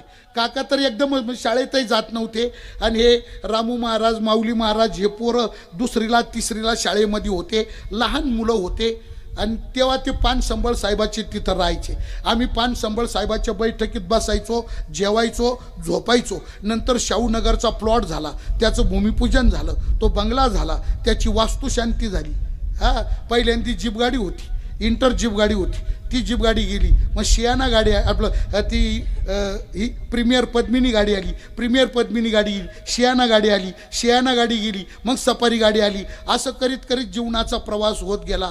खूप फिरले, आयुष्यभर फिरले. महाराष्ट्रभर त्यांनी चिंचवडगावच्या नावाचा टेंभा मिरवला, गावाला कीर्ती प्राप्त करून दिली. आणि जे काही त्यांनी आयुष्यभर कमावलं, कीर्तनं करून दक्षिणा घेऊन जे काही आयुष्यभर कमावलं, ते सगळं आपल्या गावकऱ्यांना, परिसरातल्या भाविकांना त्याचा चंद्रसूर्य असेपर्यंत या परमार्थाचा आनंद लुटता यावा म्हणून या परमार्थ आश्रमाच्या रूपाने आपण कमवलेलं सगळं धन या ठिकाणी ठेवून गेले. ते या ठिकाणी ठेवून गेले. कशा करता? तुम्हाला सर्वांना परमार्थाचा आनंद लुटता यावा याच्याकरता. आणि असं व्यक्तिमत्व, फार हजार जबाबी व्यक्तिमत्व, प्रत्युत्पन्न व्यक्तिमत्व, प्रतिभा संपन्न व्यक्तिमत्व आणि सगळ्यांना हवंसं वाटणारं व्यक्तिमत्व, बिनधास व्यक्तिमत्व, व्यवहार चतुर व्यक्तिमत्व. त्यांच्या चातुर्याला काही सीमाच नाही महाराज. असे काही त्यांची, मी पहिल्यांदाच मला लवळा तारीख दिली. माझ्याकडे गाडी नव्हती, एस टीने फिरायचो मी. पहिल्यांदाच लवळा तारीख दिली आणि मी लवळला आलो तर मोटरसायकलवर आलो, राजदूत गाडी घेऊन आलो. राजदूत गाडीवर नाशिकहून राजदूत गाडीवर डबल सीट लवळला आलो. कीर्तनाला लवळला आलो तर ते शाळेमध्ये खोल्या होत्या आणि त्या खोलीमध्ये एक खोली इंगळे महाराजांची होती. त्यात ते कुठंतरी बाहेर गेलेले होते. मी आपलं 6 वाजेच्या दरम्यान आलो, हातपाय तोंड धुतले, बैठकीच्या खोलीत बसलो, चहा वगैरे दिला, चहा घेतला आणि चहा, महाराज बाहेर गेले होते. मग मी त्या कार्यकर्त्या, आम्हाला बाहेर जायचं बस संडासला, मग त्यांनी आम्हाला ते डबडे भरून दिले. आम्ही आपलं बाहेर गेलो आणि बाहेरून आलो. आता बाहेरून आलो तोपर्यंत महाराज आले, खोलीत बसले होते. त्यांच्यापाशी घंटी होती. घंटी त्यांना काही लागलं का ते घंटी वाजवायचे. कोणाला काही सांगायचं असलं का घंटी वाजवायची, ठण ठण ठण ठण ठण. सगळे कार्यकर्ते पळायचे, काय महाराज, काय महाराज. आता आम्ही आलो, हातपाय धुतले आणि मध्ये जाऊन बसलो आणि त्यांनी घंटी वाजवली. घंटी वाजवली तर आले 2 सेवक. म्हटले काय? अरे महाराज येऊन बसले. म्हटले चहा आणा. महाराजांना चहा आणा. मी म्हटलं महाराज आम्हाला चहा नको. तुम्ही असं कसं? आत्ता चालीन चहा तर घेतला पाहिजे. अहो म्हटलं तुम्ही नव्हती इथं, चहा घेऊनच संडासला गेलो. आता ही आमची नाशिकची भाषा. मी म्हटलं महाराज तुम्ही इथं नव्हते, आल्या आल्या चहा घेऊनच संडासला गेलो. तेवढे आमच्याकडे पाणी नेत असत्या. याला काय म्हणतात? प्रत्युत्पन्न. आमच्याकडे एकदा आले, जेवायला बसले, त्यांना जेवणात शेंगदाणे खायची सवय होती. जेवताना शेंगदाणे लागायची त्यांना. आणि ते इगतपुरी तालुक्यात कीर्तन होतं आणि ते आम्ही होतो, ते जेवायला बसले आणि चालली पंगत. तर ते म्हणे मला शेंगदाणे खायची सवय, जेवताना मला शेंगदाणे पाहिजे होते. तर तिथं वाढणारे जे कार्यकर्ते होते, एक घरात गेला आणि पुन्हा बाहेर आला. महाराज म्हटले काय? तो महाराज म्हटले मला शेंगा खायची सवय, जेवताना मला शेंगा पाहिजे. तर तो मध्ये गेला, चौकशी करून आला. तो महाराज म्हटले काय? शेंगा काही घरामध्ये नाही आहे, पण शेंगदाणे आहे बुवा. शेंगा नाही आहे पण शेंगदाणे आहे. तुम्हाला शेंगदाणे चालतील का? महाराज म्हणे मग मी काही टरफलं खातो का? याला काय म्हणतात? हजार जबाबी. याला काय म्हणतात? प्रत्युत्पन्न. अशा व्यक्ती करोडोमध्ये क्वचित असतात. आणि आपल्या सद्भाग्याने बाबासाहेब महाराज हे व्यक्तिमत्व चिंचवड गावकरांच्या या पंचक्रोशीच्या सद्भाग्याने आपल्याला लाभलं आणि त्यांनी संपूर्ण पंचक्रोशीचं, चिंचवड गावचं नाव रोशन केलं आणि त्यांचा वैकुंठवास झाला. 3 वर्ष पूर्ण झाले. तृतीय पुण्यस्मरणाच्या निमित्ताने हा मोठा सोहळा या ठिकाणी चाललाय. आमचे परम आदरणीय हरिभक्तीपरायण युवा कीर्तनकार, तरुण तडफदार कीर्तनकार, वारकरी संप्रदायाच्या उदयोन्मुख पिढीमधली बुलंद तोप असलेले आदरणीय हरिभक्तीपरायण प्रकाशजी महाराज साठे यांच्या सुंदर वाणीतून शिवपुराणाची कथा चाललेली आहे. आणि सगळं नियोजन आहे भगवंताची कृपा, साधू संतांचा कृपा आशीर्वाद, श्री संत भगवान बाबांचा कृपा आशीर्वाद, श्री संत भीमसिंह महाराजांचा कृपा आशीर्वाद, तुम्हा सर्व गावकऱ्यांचं, पंचक्रोशीतील भाविकांचं अनमूल्य सहकार्य आणि या स्थानाचे सध्याचे स्थानाधिपती परम आदरणीय आमचे हरिभक्तीपरायण सोपान काका महाराज जिंगळे यांचं सुंदर असं नियोजन, आधिपत्य, खूप सुंदर नियोजन. सगळं नियोजन पहिल्या वर्षी फक्त मी मदत केली, पहिल्या वर्षी 2-3 वेळा आलो, मदत केली, काही तारखा वगैरे अशा तारखा घ्या तशा तारखा घ्या, पहिल्या वर्षी मदत केली. मागच्या वर्षी तर मी शुक्तालला भागवताला होतो. याही वर्षी माझं भागवत नेहमीच अरण्यात आहे, पण आमची थोडी तारीख मागं पुढं सरकली म्हणून या कीर्तनाकरता तारीख पुढं सरकून घेतली. एक कीर्तन करून येतो बा इंगळे महाराजांच्या सप्तात. मागच्या वर्षी जायला झालं नाही, यावर्षी तरी कीर्तन करून येतो म्हणून तारीख थोडी पुढं ढकलून घेतली. तिकडं जायचंच आहे, पण इथून गेलं की मग तिकडं जायचं आहे. पण मी पहिल्या वर्षी थोडी मदत केली, फार नाही मला काही, पण मागच्या वर्षी मी इकडं ढुंकून पाहिलं नाही. यावर्षी काकांनी कोणाच्या तारखा घेतल्या, काय नियोजन केलं आम्ही अजिबात विचारलेलं नाही, पण सगळं नियोजन 100% जिथल्या तिथं केलेलं आहे. सगळं नियोजन बिनचूक नियोजन जिथल्या तिथं. तुम्हाला सांगू, आयोजकस्तत्र दुर्लभा याला नियोजक म्हणतात बुवा. कोणता माणूस कुठं कामाला लावायचा याला तंत्र म्हणतात. ते सर्वांना अवगत नसतं, सर्वांना ते काकाला अवगत आहे. काकांनी मागच्या वर्षी यावर्षी अन्नदान, मंडप, लाइटिंग, सगळी व्यवस्था, येणाऱ्या पाहुण्यांच्या मुक्कामाची व्यवस्था, आंघोळीची व्यवस्था, जेवणाची व्यवस्था, सगळी व्यवस्था, सगळे पंचक्रोशीतले टाळकरी, बाहेरून आलेले टाळकरी, सगळे महाराज मंडळी, सर्वांचं जेवण खावण, उठ बस, आदर सत्कार, सन्मान, आदरातिथ्य. काका, रामू महाराज, माऊली महाराज, वहिनी साहेब, सगळ्या सुनबाई अगदी डोळ्यात तेल घालून सगळं नियोजन उत्कृष्ट रीतीनं पार पाडतात. आता काकाचे सुद्धा कीर्तनं चांगल्या प्रकारे चालू झाले. महाराष्ट्रभर काकासुद्धा हळूहळू प्रसारित होऊ लागले आणि महाराजांच्या पावलावर पाऊल ठेवून एक दिवस महाराजांच्या काकांभर पुढं सोपान काका कीर्ती प्राप्त करणार आहे. अशा प्रकारचं व्यक्तिमत्व काकांचं घडणार आहे. खूप आनंदाची गोष्ट आहे. तेव्हा आपण सर्वजण सहकार्य करता.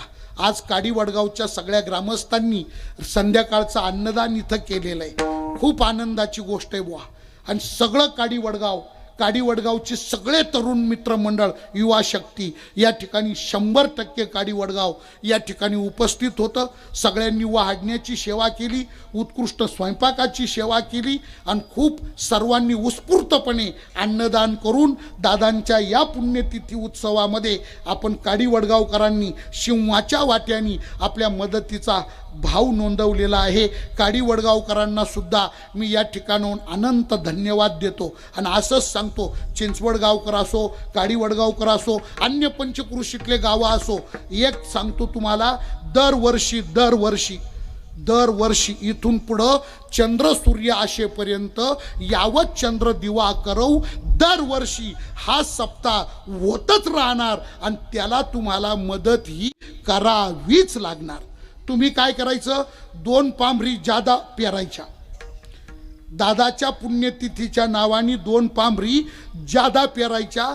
4-5 पायल्या, 10-5 पायल्या जास्त पिकवायचं आणि ते पैसे दादाच्या पुण्यतिथीच्या नावाने बाजूला काढून ठेवायचे. आणि काका महाराज मागायला येतील याची गावातही कुणी अपेक्षा करायची नाही, काडी वडगावातही अपेक्षा करायची नाही. मग पुण्यतिथी जवळ आली का तुम्ही स्वतः होऊन यायचं, आणि काका ही आमची वर्गणी, काका ही आमची पट्टी, काका ही आमची पट्टी. काकाला सुद्धा असा उत्साह निर्माण झाला पाहिजे तुमच्या मदतीच्या ओघाने का याच्याही पेक्षा भव्य दिव्य कार्यक्रम या भूमीत घडला पाहिजे. आपल्याला फार वेगळं करायचं आहे महाराज. अजून खूप वेगळी मंडळी इथं आपल्याला आणायची आहे. ज्या माणसांचं श्रवण आळंदी पंढरपूरच्या यात्रेशिवाय तुम्हाला घडूच शकत नाही, असे दुर्मिळ माणसं इथं आपल्याला चिंतना करता आणायचेत.